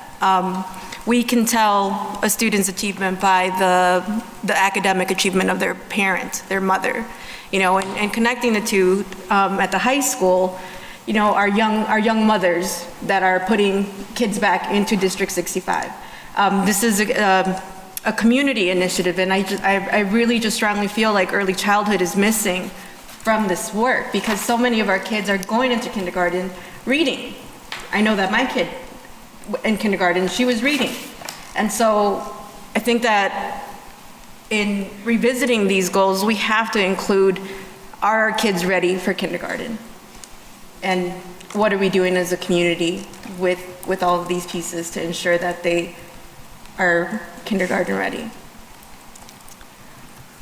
On the side, one final positive. After reading the New York Times article, I then went to, as a kindergarten parent, I went to a parent-teacher conference and was wildly impressed with the presentation of how my child was being taught how to read. And I thought that was phenomenal. And if that's what's being taught to the teachers over the past few years and the development of the educators, that was fantastic because it had a full body of work that was going into teaching kids how to read from a lot of different angles. Thank you. So on the early childhood piece, Rebecca, to respond a little bit to that, I agree with you that I think that's missing in the overall discussion. I know Stacy did mention that part of the next steps is looping back and looking at pre-K, but I would argue that we need to look even before pre-K. Paul and I were just at the Erickson Institute as part of their early childhood program. I think they're doing some exciting work that we can follow up with them on how potentially we can bring that into the community to look at how we are preparing our youngest children to get to kindergarten and be kindergarten ready. I think obviously that's a focus of Cradle to Career as well. So I think we still need to continue the push on that, but there is some work that is happening, and hopefully we can report more specifically on it soon.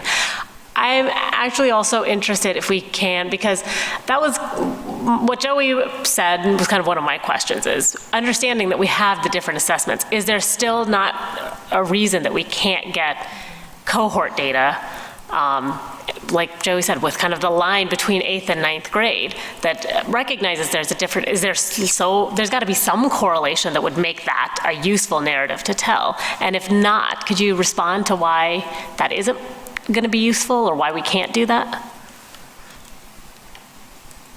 At the moment, I think each district really has their own individual student data, and we're reporting on our individual student data. Right. And so, possibly that's a nearer question or part of the work that David's group is doing will create some opportunities to see more of that K-12 trajectory. A few years ago, there was a report where we really tried to draw the trend lines, and we saw the, kind of the trend lines and how they connected to high school. But because of data and data rights, I work with my District 65 data. I don't see the 202 data and vice versa. So I think we're really within our own systems right now, working with the data that we have and understanding that in our own assessments, we dig in and are working to make kids stronger and stronger readers within our context. And so I think it would be more of a global project between districts. And the piece of the puzzle here that's frustrating is that the star and the map are not aligned. Right. So that's where telling that story is difficult. So we could tell as people have suggested, the map story over time, and our colleagues can tell the star story over time. But there's not that exact, there's not a match or a correlation, and I don't know whether or not. We know that. Yeah. We know that. Right. That's Like the assumption that all the educators seem to accept. I'm curious though, students arrive, I'm guessing, let me know if this is incorrect, that students arrive at ETHS and records of their MAP performance arrive with them. So I'm just curious if their MAP performance says that they're proficient readers and STAR also says that, or if there are occasions where MAP says that students are proficient and then STAR says that it's not. Do we at least have that correlation data? So we do have instances where that happens. But again, when our students come, they're placed in their classes based off of their highest MAP score. So if their MAP score says that they're proficient, they're placed in classes where they have to demonstrate proficiency. If MAP says that they're not, they're placed in reading support classes based off of their MAP Writ Band scores, which we moved from percentiles a couple years ago. So they're placed in courses that aligns to where their MAP score says they are. So if they're identified later by a teacher who says, well, I think the student is probably struggling in reading, then they'll come to me and they'll have an individual assessment where I can determine whether or not they may need additional supports. Could I follow up on Anya's question? So that most of the time, is the MAP score an accurate reflection of their reading proficiency that we can use in ninth grade, or is it not? It's useful as a placement, as a placer. Anything beyond that, we don't really have extended data. So if students show that they need development in certain areas, we don't have that type of extended data that we get from STAR.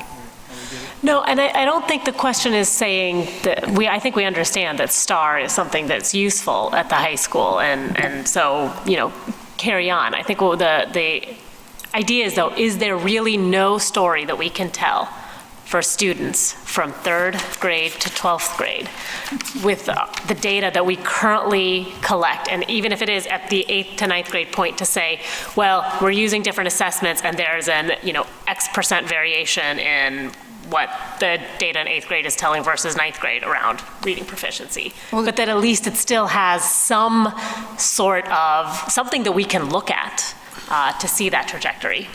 I mean, the variability isn't huge, right? You've got a 60%, this is 3rd through 8th, but I don't know exactly what 8th grade is, but it might be a little higher, might be a little lower, but we've got 60% MAP scores in reading over the course of 3rd through 8th, and we've got 66 according to this, but that was an increase. So, I mean, it's not, generally speaking, it's not going to be there's not going to be a huge different population. It's not like one says 80% and one says 10.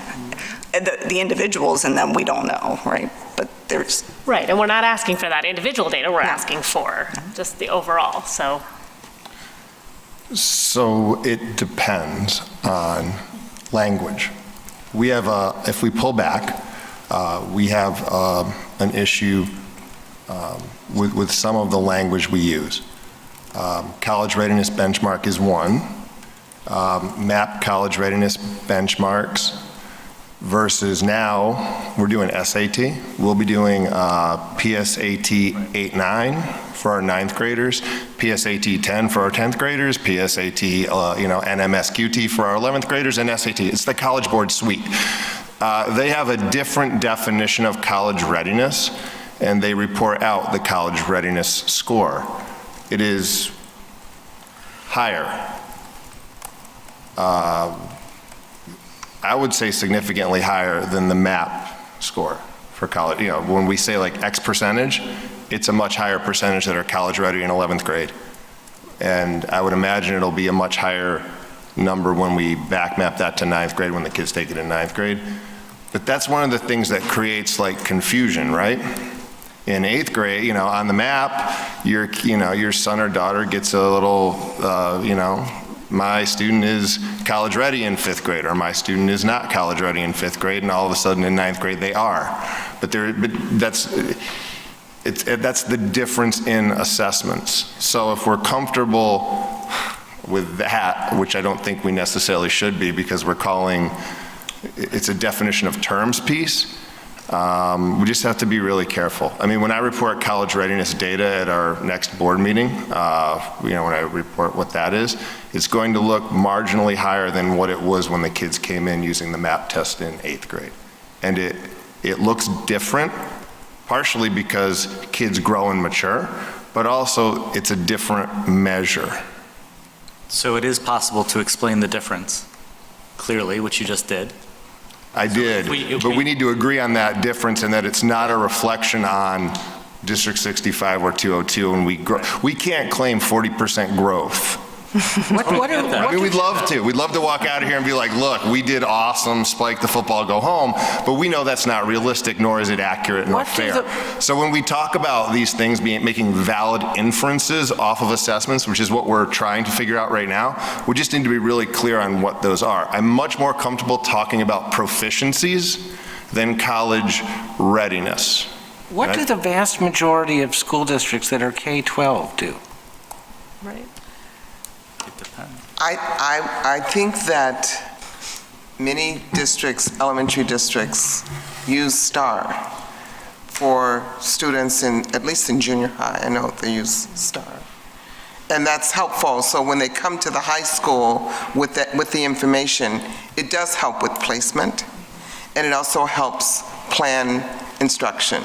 So kids come in and we kind of know where they should be and what skills are lacking and how to plan. So I have firsthand experience with that. So I was just simply going to ask, is the goal still correct? I mean, is this what we should be looking at? If there's a challenge around the college and career readiness and us understanding that or creating a clear definition because it keeps changing or whatever, what are we really trying to achieve? And then if we can figure that out, then we should be able to figure out and tell the story.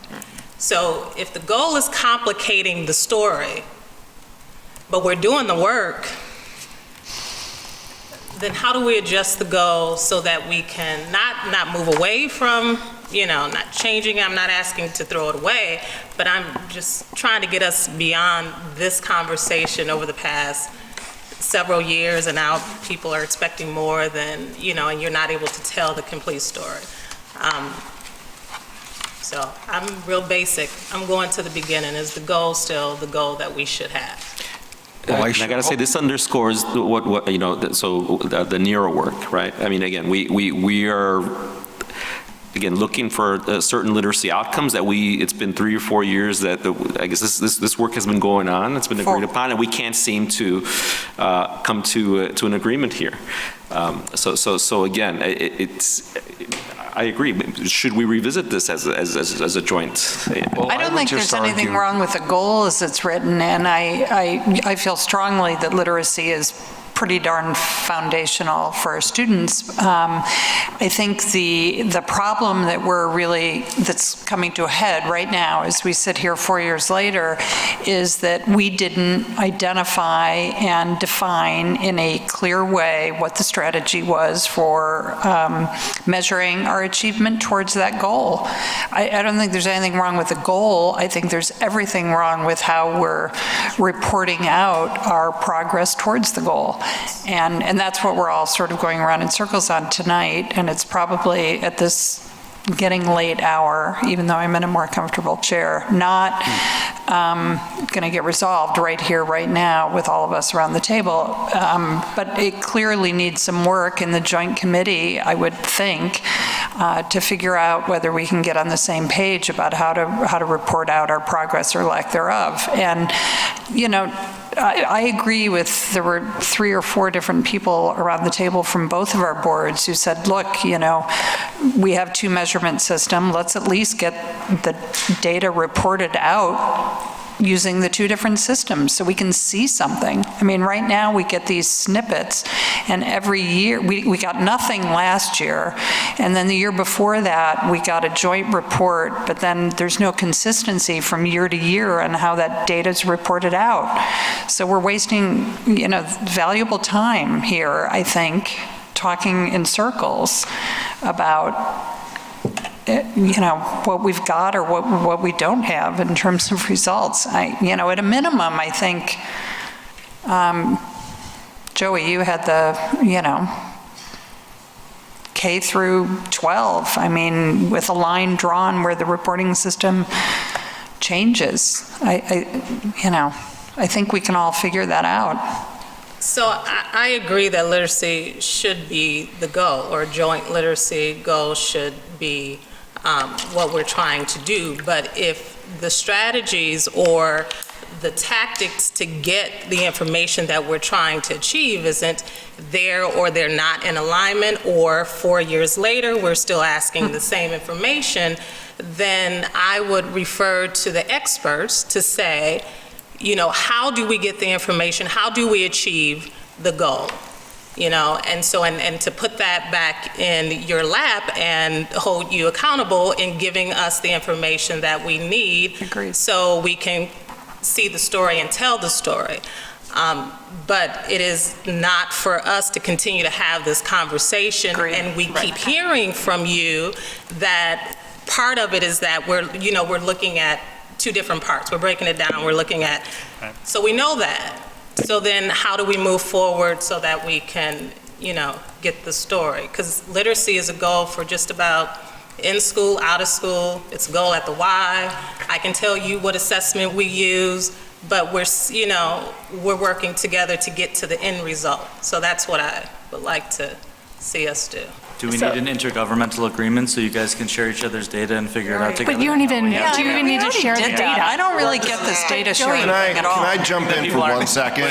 Because I really feel like the more this goes into a data discussion, the less we lose sight of the 72 black male students who are freshmen who are not proficient in reading, the 56 black female students that are not proficient, the 128 students who are not proficient in reading. That's the discussion around the data. Yes.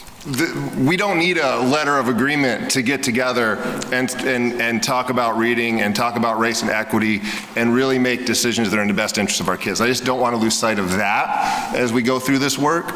We'll figure out, we'll have a better report next time. We'll have some data that we can talk about. I'll show you all the college readiness stuff with the big caveat. But what I don't want to lose sight of is we're not exactly knocking it out of the park no matter what measure we're looking at. That's right. And we need to be really honest and just let those numbers sit with us for a little bit. I'm going to share some AP data in a little bit, which tells another story, but it actually kind of tells the same story. And I'm going to walk through that in a little bit. But I just really don't want us to lose sight of the numbers really aren't where they need to be, and that's on the adults, that's on the educators, that's on folks. Having policies is great, but when policies go to implementation, and you know how that is, and we really need to figure and double down and do a much better job, because even though this looks like an increase, I would caution us to say, I would say, there's a bigger conversation here than the data. I think that's exactly right, but what's missing from that is any sense that the couple hundred kids, predominantly students of color, who are not achieving in the ninth grade, shown as not achieving where we want them to be in the ninth grade level, we have no sense of what was happening. The majority of those kids came out of District 65. Where were they all along the way? And we have no idea based on what you've given us. We just don't know. And then where do they go through 12th grade? So it seems, how does the story and continue then on on? the other side, right? It seems to me that from what you've shared that it is possible that we can get this data based on proficiency, but not college and career readiness. Right. And I think that is what we need to be discussing. How many proficient readers do we have? And I personally would like to see that information by cohort, because we want to know how folks are progressing. So I don't want to belabor the point about data, but I would feel comfortable with talking about urgency when we have the idea of how many proficient readers we're producing and if they're making progress year to year. Sorry. Well, I was going to say that the data doesn't even need to be shared between the two districts. Right. It's just a agreement on what the slide should look like, and if District 65 can populate the K through 8 slides, and then the section of the slide, and then 202 takes it from there. If we're looking at it longitudinally, you wouldn't even have to share the data. So my apologies on that, and I think I think we've heard at this point, we've got some very solid suggestions on how we can bring that forward. I think a key piece that Pete has underscored in this too is our data systems within our own districts are also helping us to understand and inform the work, and that we have a good deal of urgency about this work, and we have a pretty good sense of where we are beginning to see the movement that we want to see and places where we know we really need to dig in and do more work. But we will certainly kind of go back, and again, digression into the data, and I partially own that, so I apologize for that. But we will make sure that we come in with something that tells a clearer story. I think for each one of us, we have as Pete just pulled the number, a real sense of urgency around this work, and I think we carry the stories with us. But we'll make sure that we frame the story in more of a longitudinal manner next time. Yeah. Thank you. And I think, just to wrap it up so we can move on to the next discussion topic. I think what I'm hearing is none of us want data just for the sake of data. And I think, Dr. Bavis, you made a good point. We do need to make sure we're looking at, what the numbers are telling us and have some sense of urgency around that. I think we're asking for the data to help us understand how we are progressing towards this goal and how we are progressing to reduce the red that we're seeing on that bar graph. So I think, as Monique said, let us know what I think you've heard. We're looking for longitudinal data. We're looking for cohort information. We understand that the assessments don't align perfectly, but then tell us how we can get this information we're looking for around, essentially, how are we progressing on this goal beyond just, looking at two things separately. So I think with that, whenever we bring that forward, hopefully we can have some better sense with whatever caveats need to be included of how we are progressing. I have one. I had a question for you, Stacy. Yes. Around the third grade problem of practice that you were saying you all are investigating, I mean, there were some troubling data there, and so I just wanted to hear more about how you all are diving into that, and if there are any guesses as to So there are why that regression is happening. two pieces there's multiple layers in that story. One, that particular cohort data, when we run it against an average as opposed to the particular cohorts, the story is not as significantly negative. It is paying attention to that specific cohort, which is now in 4th grade, and really trying to make sure, one, that the curriculum needs are in place to meet the range of learners that are within that class right now, and two, then taking a look at the 3rd grade implementation. So we're really trying to watch both that grade level experience and that cohort experience, because again, when we look across an 8-year average, it's flat as opposed to down, but we want to pay attention and own the data that's with that particular cohort. The professional learning there has shifted to strengthening our vocabulary and our word work while offering instructional coaching that allows educators to choose their area of need. They can either have coaching aligned to the new professional learning focus, which we think is really important around academic vocabulary, and has pathways for differentiated grade level and differentiated support, or educators can opt to continue to dive in and work on reading workshop delivery or differentiated instruction, their small group work.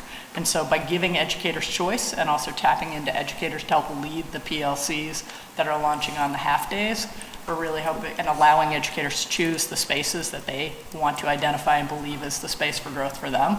We're looking to shore up the individual areas where educators feel like they need to advance student performance the most. Thank you. All right, thank you. All right, thank you very much. With that, we will move on to our next discussion item, our equity update.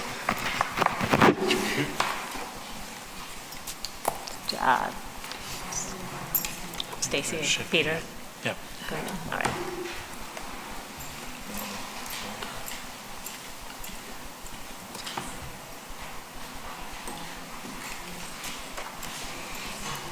Okay, so I'm going to transition into the, and we're going to talk a little bit about advanced placement. I have a brief slide deck, but I wanted to do just a little background knowledge. You know, the work that we do around advanced placement and pipelines and preparation is grounded in the belief that opportunity and support matter. We are focused on providing students with the best educational opportunities, and for many juniors and senior students at ETHS, the best opportunity is an advanced placement course. When we examine access and success metrics that you'll see in this report, it's important to note that the work remains focused on disparate impacts. Yes, you'll see significant growth for each subgroup, but you'll also see disparate outcomes persist that are based on race. So, let's take a look.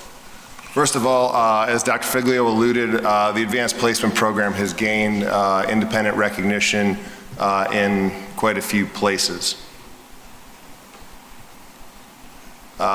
Just briefly, what is an AP score? And this is really for folks who don't normally get this show.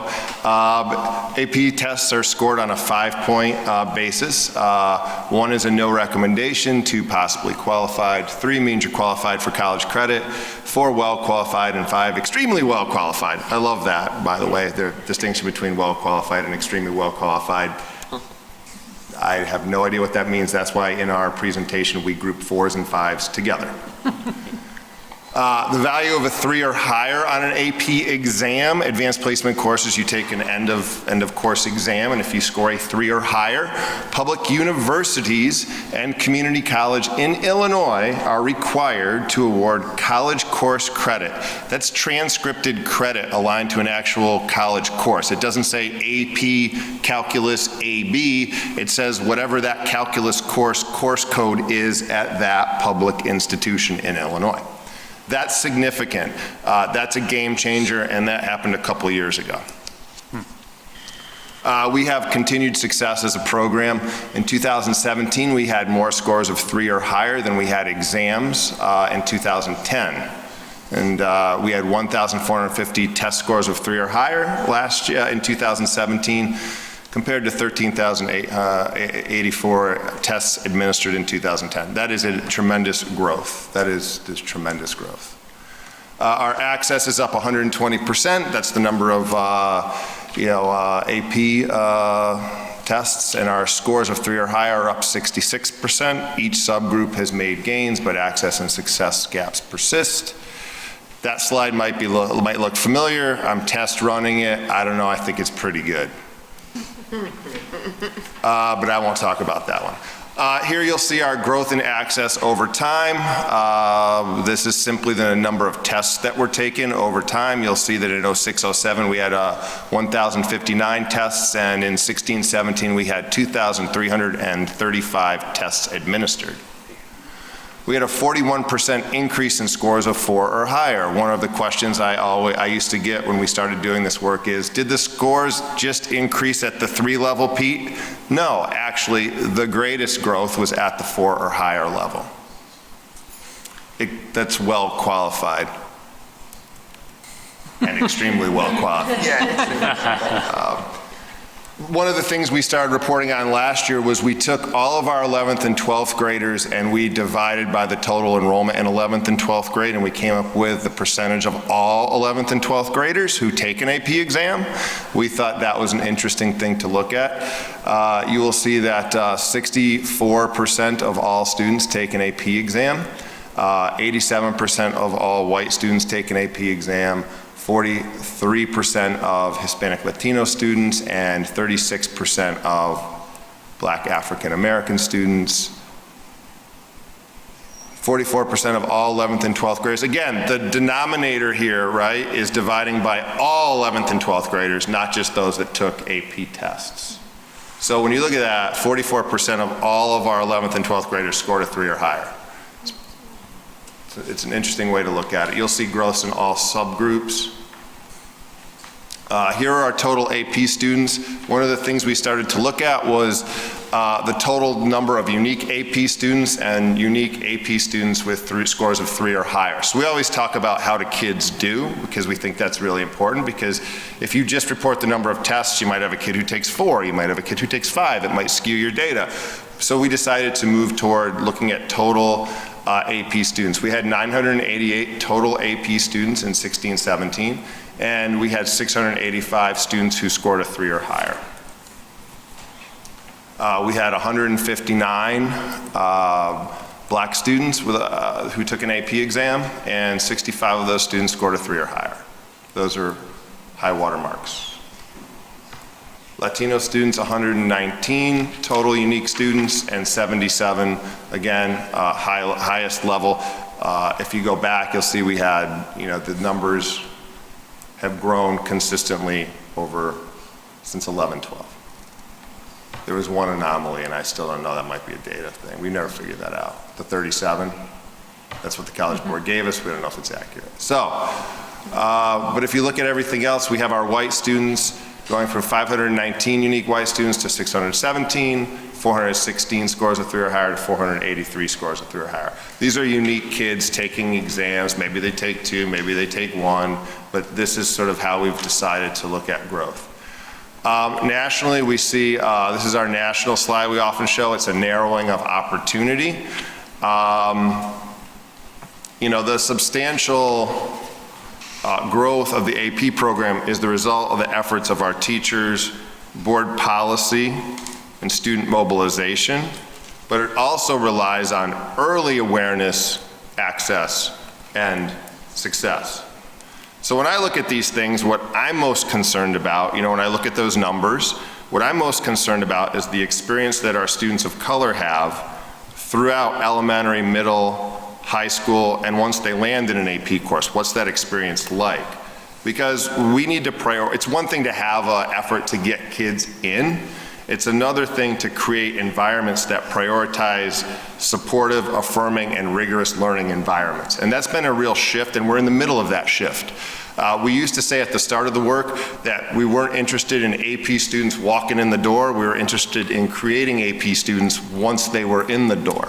That is a very awkward race-neutral metaphor, which no longer holds up for me. What we also need to think about along these lines is, it's adaptive change. There used to be the belief that a rigorous learning environment could not be affirming of a student's identity nor supportive of the students therein. And that's shifted over time. And let's not forget that the foreclosing of access starts early in a student's academic career. If we look at the big picture, we need to remember that AP potential is found in all racial, gender, and economic groups. And this is from the literature. It says, thus, and I never use thus, but I'll use it now because I'm quoting, thus underrepresentation is indefensible. And that's the challenge here, right? It is essential that success should be perceived as the norm and not the exception in these slides. So, long story short, if specific conversations are not had about race, racial disproportionality, bias, stereotype threat, and the racial climate within the districts and the classrooms, then the effort for representational access and success in AP courses will not be realized, because those spaces will not be affirming to students. And now I'm going to just click through some of the supports we've offered over time, and we continue to expand. I could put my glasses back on, but this is our Team Access and Success and Advanced Placement program. It's for students by students. It runs a significant year-long calendar of supports. It includes lunch meetings. It includes AP forum where we work with 6th, 7th, 8th graders as well as 9th and 10th graders as a preview of what AP courses are, what they're about. That's an annual event. We do a spring training event. We do a whole bunch of events, and they're focused on what is AP, what are the pathways to AP, what classes should I take, what should I be thinking about, and really demystifying what AP is. We make visits. We're available. We'll come out. Here we are at Lincoln where we brought a group of students, Team ASAP students, to Lincolnwood Elementary, and we held a forum, and we started the forum by asking kids, who wants to be a scientist? A bunch of hands went up. Who wants to be a mathematician? A bunch of hands went up. Who wants to be a writer? A bunch of hands went up. And then we started the conversation. Great Q&A with our students, with elementary school students. We've also done some work at Shoot. We presented a little bit ago at a professional development event at Shoot. We brought our Team ASAP kids, and one of the teachers asked the students, what do you need more of in middle school and elementary school? What do you need more of? And the kids said, I loved hands-on science. I'm in AP Bio, and I just remember that we did this one thing where we went outside and we made a sundial. All right, that's awesome, right? Kid remember. I mean, it was those kind of things. Hands-on experiences, supportive environment, those were the themes that really rose to the occasion. We have a variety of partnerships. We've partnered with the Minority Student Achievement Network, AVID. We work with peer tutoring, Emerge. We work with our Northwestern, has a leadership program with sophomores, and they've created some opportunities, some outreach. So these are just a few of the things that we're engaged in. So, Stacy, I'll turn it over to you. Really the addition is, and I appreciate Pete for laying out this presentation and really compliment the level of growth that has occurred in AP Access and Success. In District 65, our work is centered on a couple really important things. As Pete mentioned, the creating of affirming environments is incredibly important, and keeping pathways and opportunities open are also critically important. And so last year, the board supported us moving to an Algebra 1 course for all students.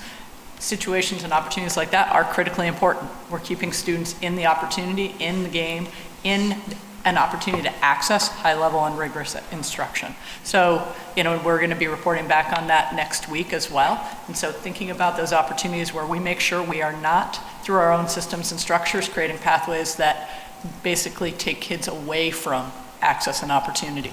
And so we continue to look at our systems and structures and think about how we're making sure that early on, when we gave second grade map this year in the fall, what patterns do we see around student achievement, and how are we intervening early in our literacy work, early in our numeracy work, so that we can continue to strengthen the mindset and the commitment and the feeling of belongingness for our youngest of students all the way through the end of 8th grade. And so I see for us, the same platform that we had under the literacy learning work is the same platform that has to sit underneath the AP work. It is that we need to deepen our culturally responsive pedagogy work. That's students in safe and affirming environments taking on challenging and rigorous work. It's us engaging in our equity learning and making sure that we're constantly questioning and interrupting our own beliefs, systems and processes, systems and structures, and continuing to move forward, questioning about whether the way we are doing things is keeping kids in the game and aware of access and opportunity as we move forward. So my hope is that continuing to deepen the foundation of that work will continue to expand opportunity, both access and opportunity for District 65 students as they move into 202 and experience success in AP. Okay, thank you. I'll open it up to the board for any questions or comments?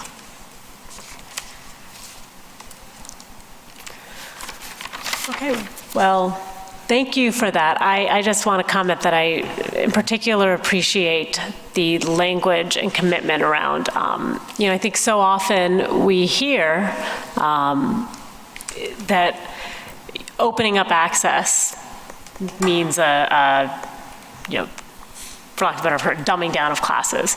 And I think that's clearly not the case. And so I appreciate the language around we're creating rigorous classrooms that are affirming of a student's identity, and particularly a student's racial identity. So I appreciate that language, and I appreciate that that's the level of I just appreciate the highlighting that, because I think that sometimes gets lost in the narrative when the changes get out into the community. And if you combine that, I want to tip my hat to the high school. The teams that come over to our elementaries and our middles are just fabulous. And so the principals report back, the teachers report back on the excitement that the kids have. And you see the kids walking around with class of 26 or whatever the class is that they're going to be. So they get the T-shirts. And but there's a really deep engagement that focuses full circle back on affirming that you can access the great things at the high school as long as you stay on track. Well, you know, and I think what you're doing is creating a welcoming environment because, you know, AP was not a welcoming environment for students of color. So that exposure first, asking the question, you know, who wants to be a scientist and so forth, and then exposing them to students that look like them, that's actually going this route. Then they can create a vision, right? And then we provide the supports that are needed to get them to that point, and then they see themselves in it, and then they achieve.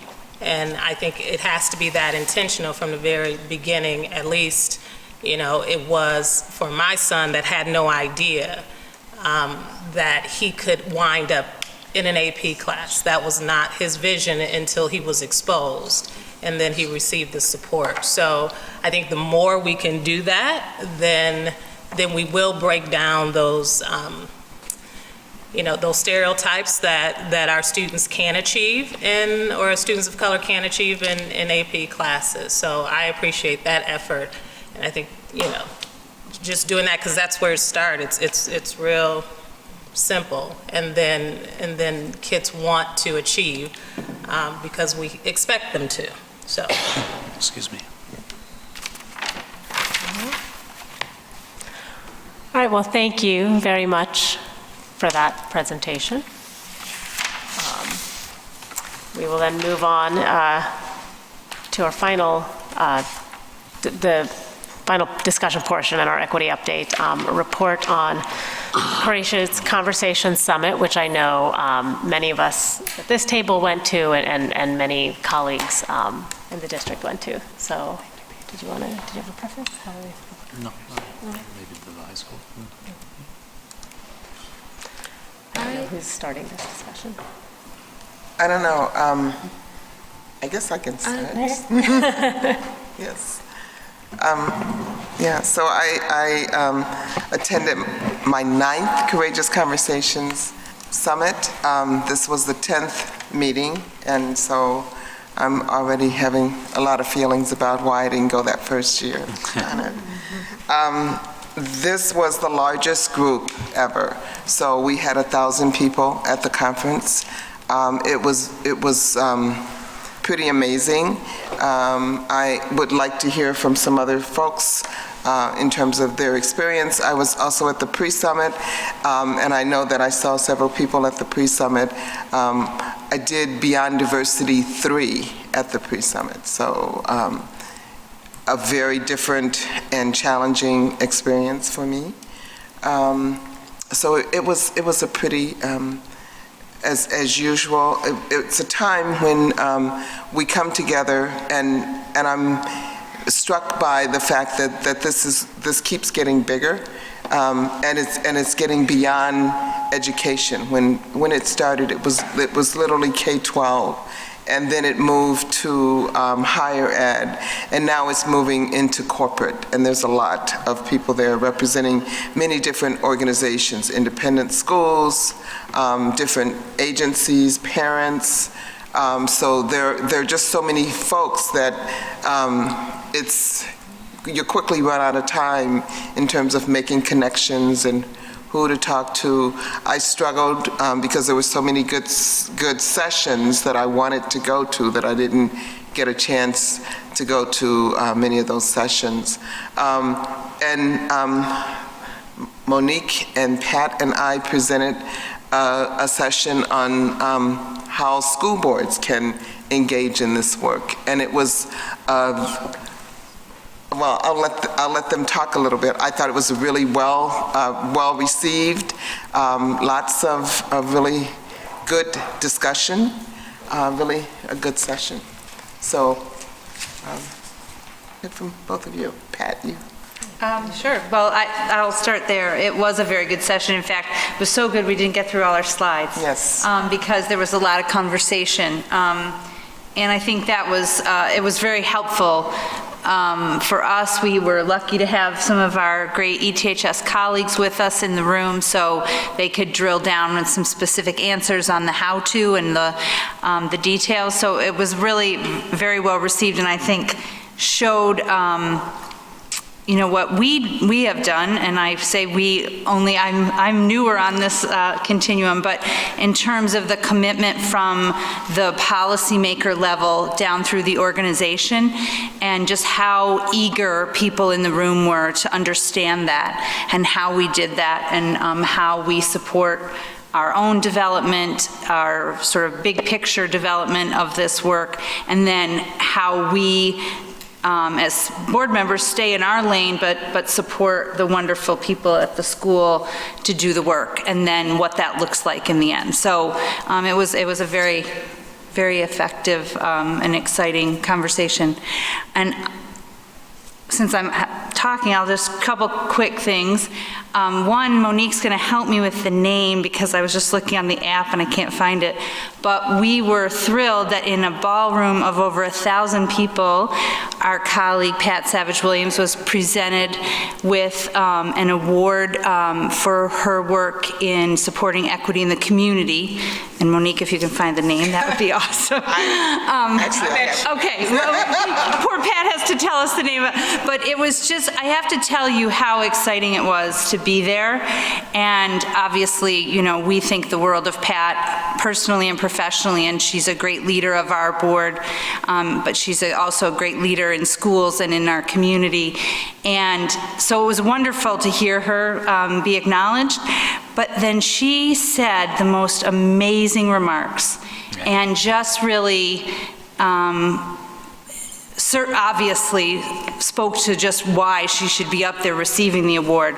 But for me, it was in addition to that pride and gratefulness to her as an individual, to her as a leader of the work, and what that looks like in our community and what it's meant to our kids. And I was overwhelmed, and I got to sit next to her husband while she got the award, so that was extra special. But really just an outstanding honor to be there to see someone that obviously deserves every honor to get that recognition. So, thank you.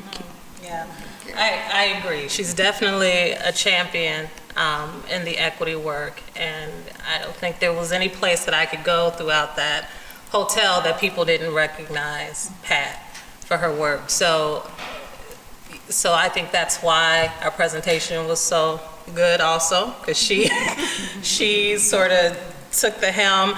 But also, so two things, two of my takeaways, that equity work is constant work, it's personal work, and it's group work, if you're a school board member or a member of this community. It can't be done in isolation, and it's not passive, right?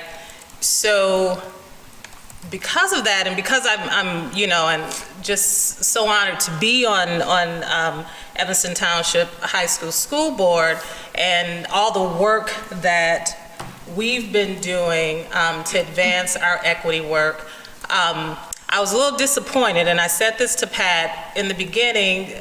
The master class, the first master class, is really like just a general session, and they listed the school districts and you know, that have been advancing in this equity work. And I was like, Pat, where is Evanston Township?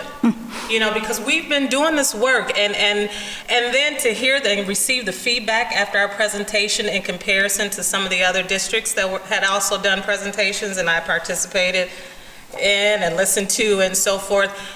You know, I don't know why we're not up there, and it's not a lack of us not doing the work, but there's something that is creating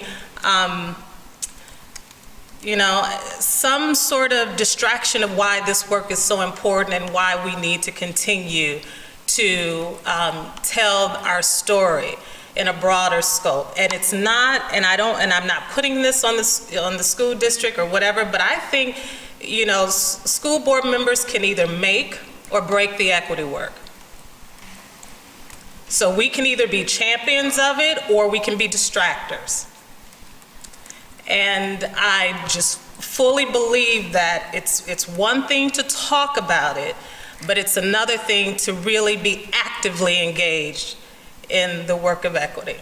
So since I've been a board member, I've gone, and every year that I've gone, I've learned more about myself as an individual and as a leader in this community. And I just, I'm hopeful, since we're talking about this, and it was hard for us to even start this conversation, like who's gonna start it?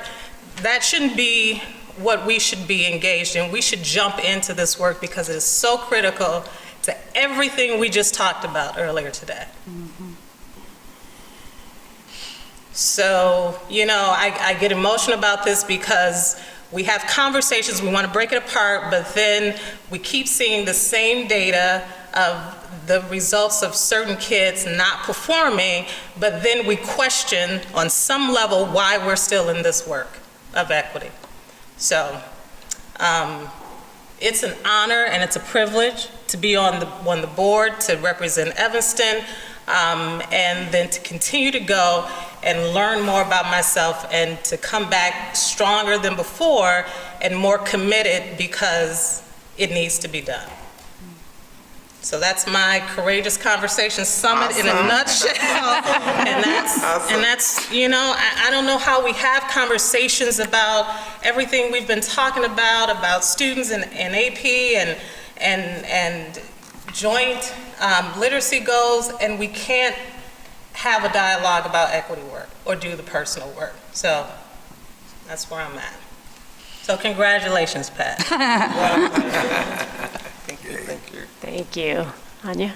Yeah, so I had some board comments around our District 65 equity work, which relates to the importance of National Summit and relates to the importance of our commitment to doing learning through the expertise that's provided from the Pacific Education Group.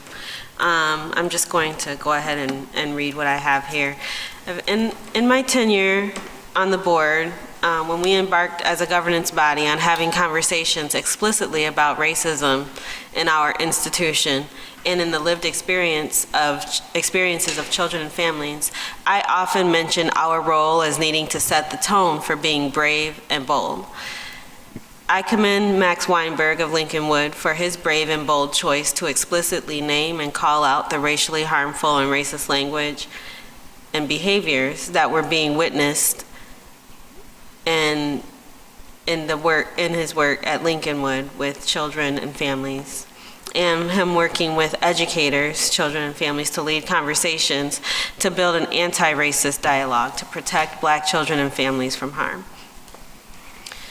I'm grateful to our district for investing time in building capacity to have such conversations through introducing the Courageous Conversations Compass and Protocol and trainings to educators, board members, and administrative leadership, as well as community members. That makes this brave and bold step possible.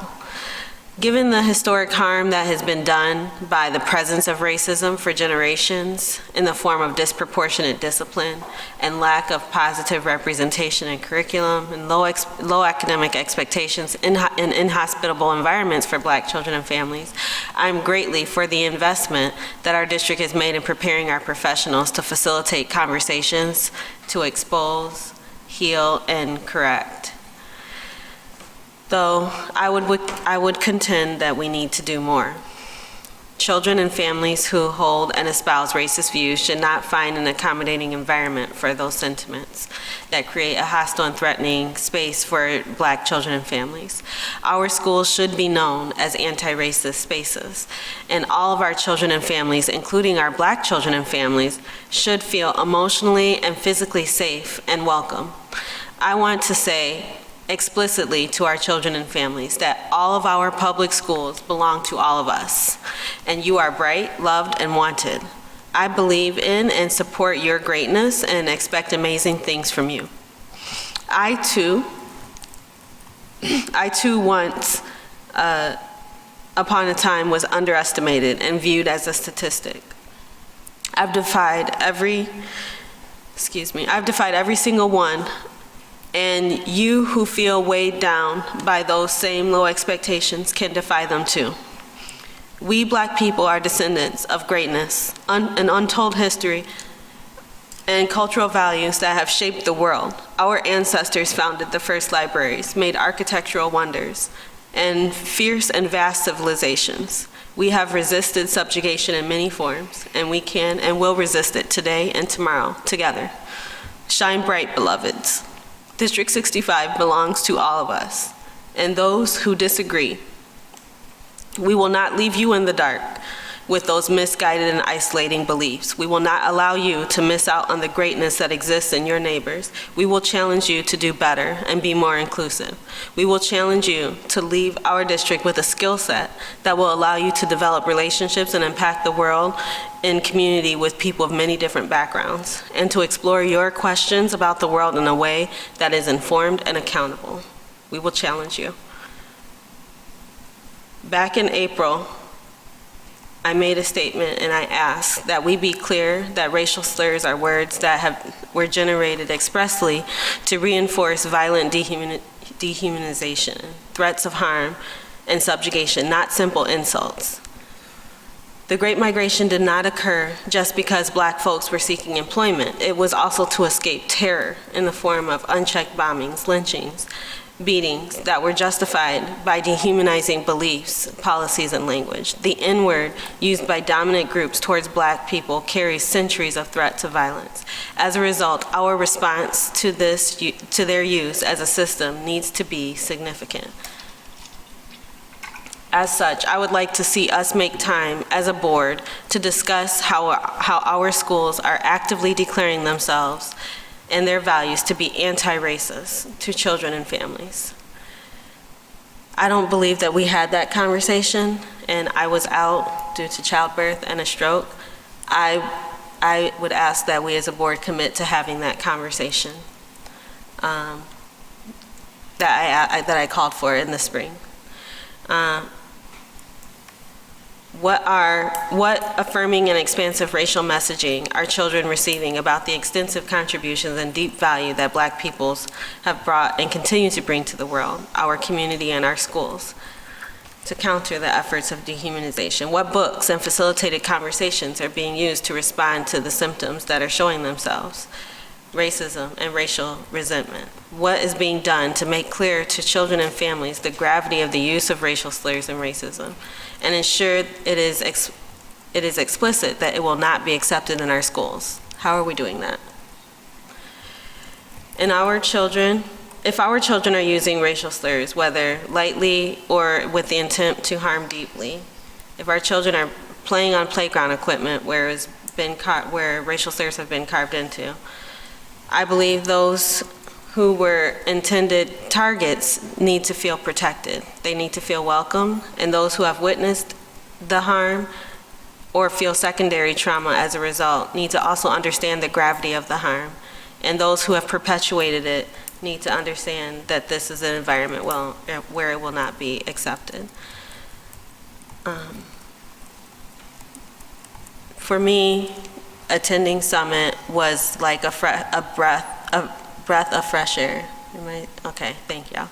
I got some nods, I'm making sense. I would say that it felt like fresh air because I felt like I could be in a space where I was seen and valued and understood and did not have to code switch in order to have any of those things. And it is rare as a Black woman, especially in this country today, where that is possible.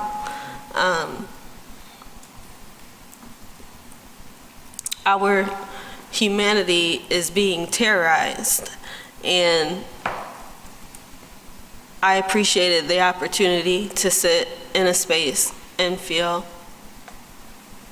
able to be whole and able to engage with colleagues in a way that was open and honest and oriented towards all of our learning and development. And it was also an honor to have the opportunity to, present with Sergio, we presented on Black and Brown collaborations in policymaking and community engagement. And that was a wonderful opportunity for us to be thought partners to one another, to highlight the important work that we're doing at the board level and with our community, and also to learn from others who came to the conference energized and ready to go. So Summit's a special place, and I really appreciated being there. Thank you. Yeah, so again, I want to echo everything that Anya said, and again, we had a really great presentation. The room was overflow. I think 55 people registered. We have to get more chairs. There were like about 66 folks who came out, and again, folks very excited about having that conversation, right? What does it look like for communities who've been marginalized to get together and work together collaboratively? Because, again, historically there's been divisions there too, and the divisions that have been wedged because of systems and institutions that have created these false narratives, and when in reality we share so much suffering together. So it was an incredible conversation. So that was a really great experience. It was my second year going, and again, every time I go, I learn something new.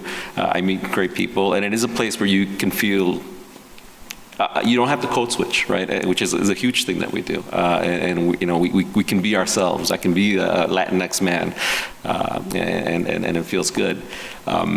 And I encourage my colleagues who haven't gone, please go. It's an incredible experience. It's uncomfortable for everybody, including myself. Even though we say we feel comfortable, we also feel uncomfortable, and the work is heavy, and it's something that weighs down on us. But if you haven't been there, I encourage you, because we all got to carry this work together. And I highly recommend it. It's some really great experiences. One of the most two of the takeaways were again a couple of takeaways. Again, congratulations again, Pat. You were my teacher. You were my seed teacher, and one of three, and you deserve every accolade that you got. I mean, it was an incredible experience that I went through with you, and I was so happy to see you receive the much deserved award. Another thing, they had a student award that they gave to recognize a student, and that was very powerful. It was a young Latina, and she again talked about her story and her struggle, and how again she was a victim of low expectations, and these ideas that we have about our communities that are out there, that we don't care about school, and that we don't want to succeed, and she just smashed all of that. And she shared a quote that talked about existing loudly, right? And that stuck with me. It's like you have to exist loudly and be proud. And for a long time, growing up, I had a hard time being comfortable with who I was. And luckily, I had people to support me, and had family who encouraged me to look into myself and my culture and be proud of who I am. All this to find that once I became a teacher and I taught my community, I would find the same issue that kids had, is that they weren't proud. They didn't want to talk Spanish. They weren't proud of being Mexican, and that is very heartbreaking, and it's still something that occurs today. And given that history, right, which now is, we've pulled the carpet, we've pulled the blanket away, and this is what has been going on for so long. And given what has happened this past week, I urge all of us to really ensure that we help carry each other's water. I don't want to be the one Latino or Rebecca the only Latina that's carrying the water for Latinos. We can share our concerns, our hopes for our kids, but we want all of you to help us carry that water, right? And we want to carry the water for Black kids and for white kids and for gifted and for all. We're here we got to help one another. And Courageous Conversations provides that space to have that deep, courageous conversation, hard conversation that we need to have in order to prevent the events that happened earlier this week across the country. I mean, it is absolutely critical. And I think that's we have a huge disconnect in our society right now, and we, I think, are hungry hungry to have these conversations, which are very difficult, but need to happen in order for us to stop this nonsense that's going on all across the country. So I urge you, again, to I congratulate us all for doing incredible work. We still got a long way to go, it's just a really great experience, and I encourage you, if you haven't been, please go. And it's just a really great experience for sure. Thank you. So this was my first summit, and I had an incredible experience. And I just quickly want to thank both the superintendents for supporting this work, and thank you, Paul, for attending. I hope that it was as life-changing for you in the work that you do as it was for me and the work that I do here. Congratulations, Pat, on your Community Empowerment Award. Very well deserved, and I feel so fortunate to have you in our community and to empower this work. Monique, I am shocked that we are not on there, because in every single space that I was in for the 3 days, people kept telling me, what is Evanston doing? There is somebody in each and every one of our sessions, and the way that they talk is different than the way that everybody else is just coming into this conversation. We are on a national stage right now. The work that we are doing is being noticed by everybody, and I am shocked that we're not on there, and I just really feel so proud of the work that we're doing as 65 and 202. And I want to implore, everybody at this table to be part of this work. It's all of our work, and it's so important for everything that we do at this table, that we do in our homes, that we do in our communities, that we do for our kids. So again, I'm still just kind of sifting through the experience, but just thank you for supporting this work and for the opportunity to go. I had an incredible experience, and I have so much that I'm still thinking and feeling through. Rebecca, I can tell you that's not going to stop. It's going to keep going. Really, I went last year for the first time, and it's nearly an everyday experience to think about something or many things. And then this going a second time was even deeper and richer, and having it doesn't stop. So just to give you that heads up. I just want to first echo the congratulations to Pat. The award couldn't be more well-deserved for all you've done for the community and for me personally. I have learned so much from our conversations and just by your example. So I'm thrilled for you and our community. I also want to echo what Monique said. I think this work is so personal, and it needs to be personal. I think a lot of, before we can get too far in our equity goals, we all have to examine our own biases and our own lens that we use in our interactions with the world. And so that's what Summit does for me. It helps me be more grounded in my own self-reflection and how I approach this work, and allows me to approach it with renewed vigor each year. And this is the third year that I've been. At District 65, in addition to several board members and Dr. Gorin going, we had members of Dr. Gorin's cabinet, administrators, teachers. We've made a significant investment in this work in terms of money, in terms of time. And I think, like Sergio said, the events of this last weekend and week and last several years really highlights why we need to focus on race. And when we focus on race, we're also necessarily embracing all aspects of our identities. We focus on race, but it's not exclusive to race. And so I think Yeah, you know, I'm thinking about on the compass, I am all in my feelings. I've been in my feelings since coming back from Summit, and then with everything that happened this weekend. I am grateful that we are in a community that is really embracing this work. We need to embrace this work because not all of our students or families feel welcome and safe in spaces where they deserve to feel welcome and safe. And so we need to continue on. These aren't things that just happen in other communities, they're happening in our community as well. But the difference is that I see is that our community is willing to do the work. I see it in not just the number of people who went to Summit, but I see it in the numbers of community members who are eager to sign up for the Beyond Diversity classes and SEED classes that we're offering. The variety of programming that goes on in the community that people are attending. It's still uncomfortable, but people are willing to take on the difficult conversations about race. And so that's, it makes me grateful to be a part of this community and to continue on with this work. So thank you to everybody who's up here and who is committed. I appreciate all of you. So thank you. I do want to open up, I know not everybody attended Summit, but I do want to open up for anybody else who has comments around the work, reflections to please feel comfortable sharing.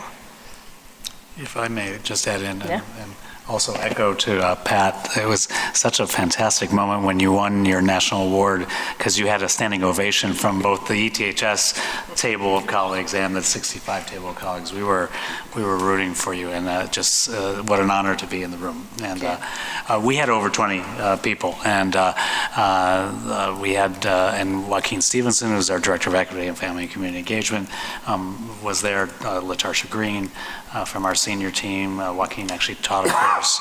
And again, we have all the same stories. I got a particular opportunity to sit with the superintendents in affinity groups, and they break into affinity groups at the last day. And so this was a group of all of us. We broke into racial affinity groups, and then we came back as superintendents and deputy superintendents to talk about the opportunities and the challenges of being in the roles that we're in. And there were colleagues from suburban Kansas City, Ann Arbor, Duluth, suburban Minneapolis, so very, very similar school districts where we could really share the opportunities that we're engaging in as we move forward on our school systems. Again, our team has already come back and done an intensive debriefing, and they didn't have enough, so we're doing another debriefing soon and actually doing action plans so that it's not just one and done. We went to the conference and now we're done. It's how do we apply this work into our schools? How do we apply this into our setting upstairs as an administration? One of our teachers has already had an early morning conversation with her colleagues at one of our schools, and we're going to continue to do this sort of work. So it was really an energizing event for all of us, including myself. So I want just to add just one piece that I always think about. Why? What is our whys? We asked the question at Summit. I think you probably, those of us who were there, know that was a burning question. What is the why? And the why is eventually toward the action.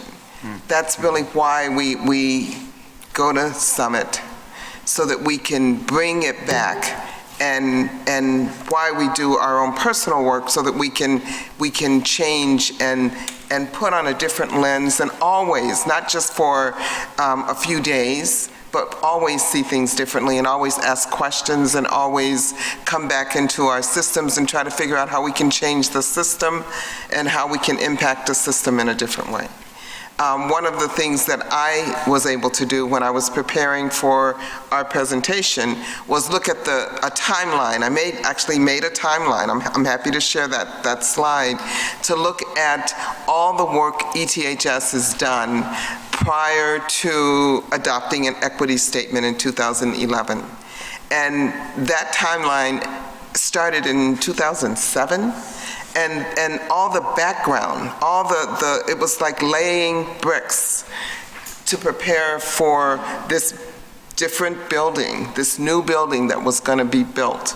And the bricks were very carefully planned and laid, and sometimes it didn't look like it was working toward the big plan, but everything just kind of worked together. So when we got to 2011, and when we got to looking at our humanities structure and the tracking, a lot had already been done.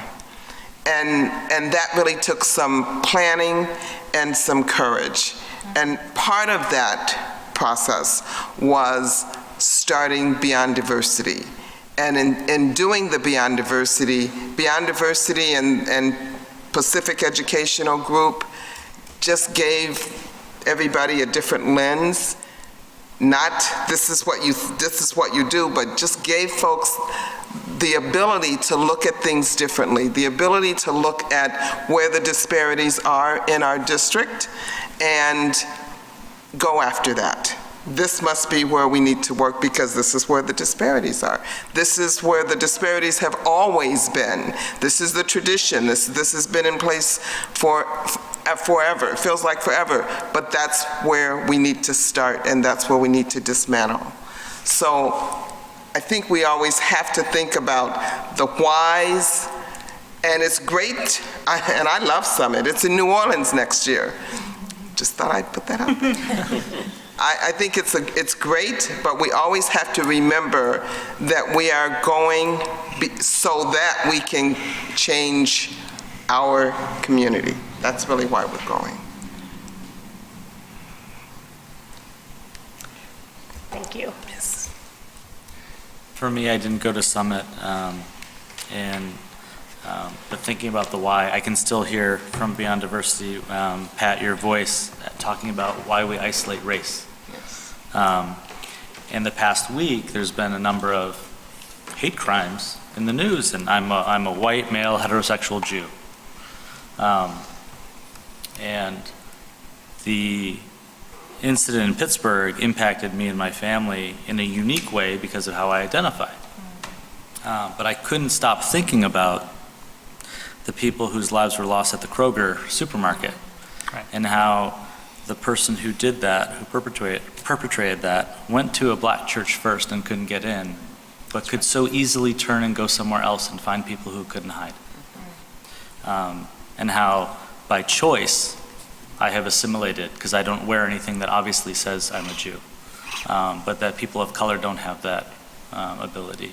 And I think it just reminded me, I was telling SUNY this morning, that's all I kept thinking about as these things happen side by side of, that's why we isolate race as a topic. That's why we invest in it, to have the conversations. And it's why we send people to a place like Summit to have that safe net to work together and see the work that's going on, see that we're not alone, and then come back to the nest and build a stronger base. So thank you all for going and for being partners.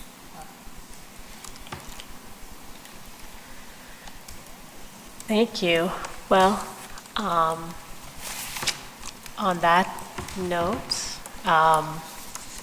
we will continue on with the work, but for now, we will move on to action items. So if you want to go ahead and do yours. Thank you.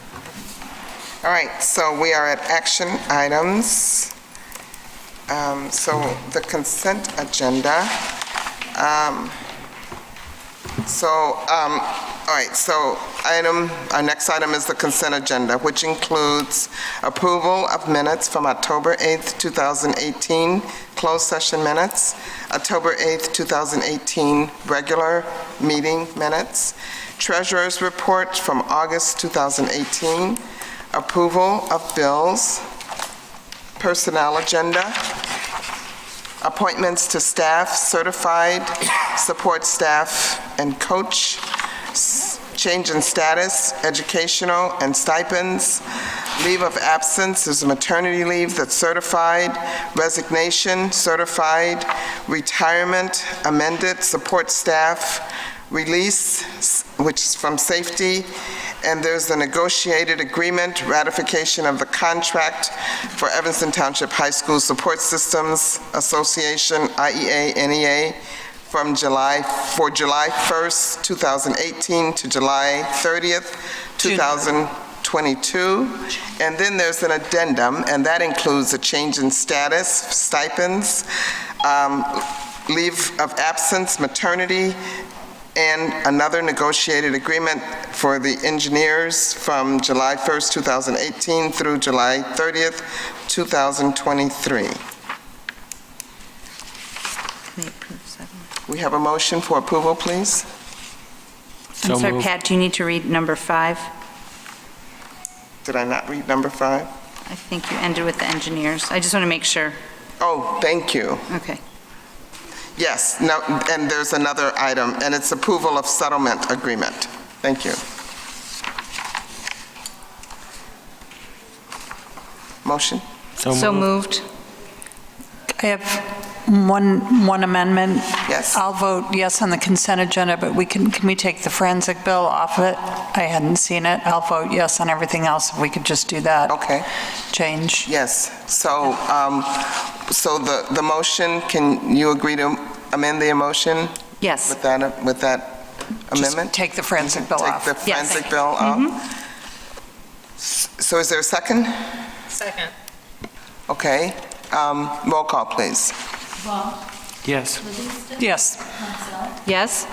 Yes. Yes. All right, and then, so now we're voting on the forensic bill. So could I get a motion to approve the forensic bill? So moved? Second. Roll call, please. Livingston, Abstain. Mansell, Yes? Parsons. Yes. Vaughn, Yes. Savage Williams. Yes. All right. And that's all we have. Okay. All right. And then Joey. I move that the Board of Education accept the recommendations as outlined in the attached group motion and approve the personnel appointments, leaves, and separation, appeal determination of the uniform grievance, September 2018 board meeting minutes, April 2018 policy committee minutes, destruction of the August 2016 closed session minutes, press issue 98 and 5-year review policy amendments, and the gift to Rice Education Center. Second.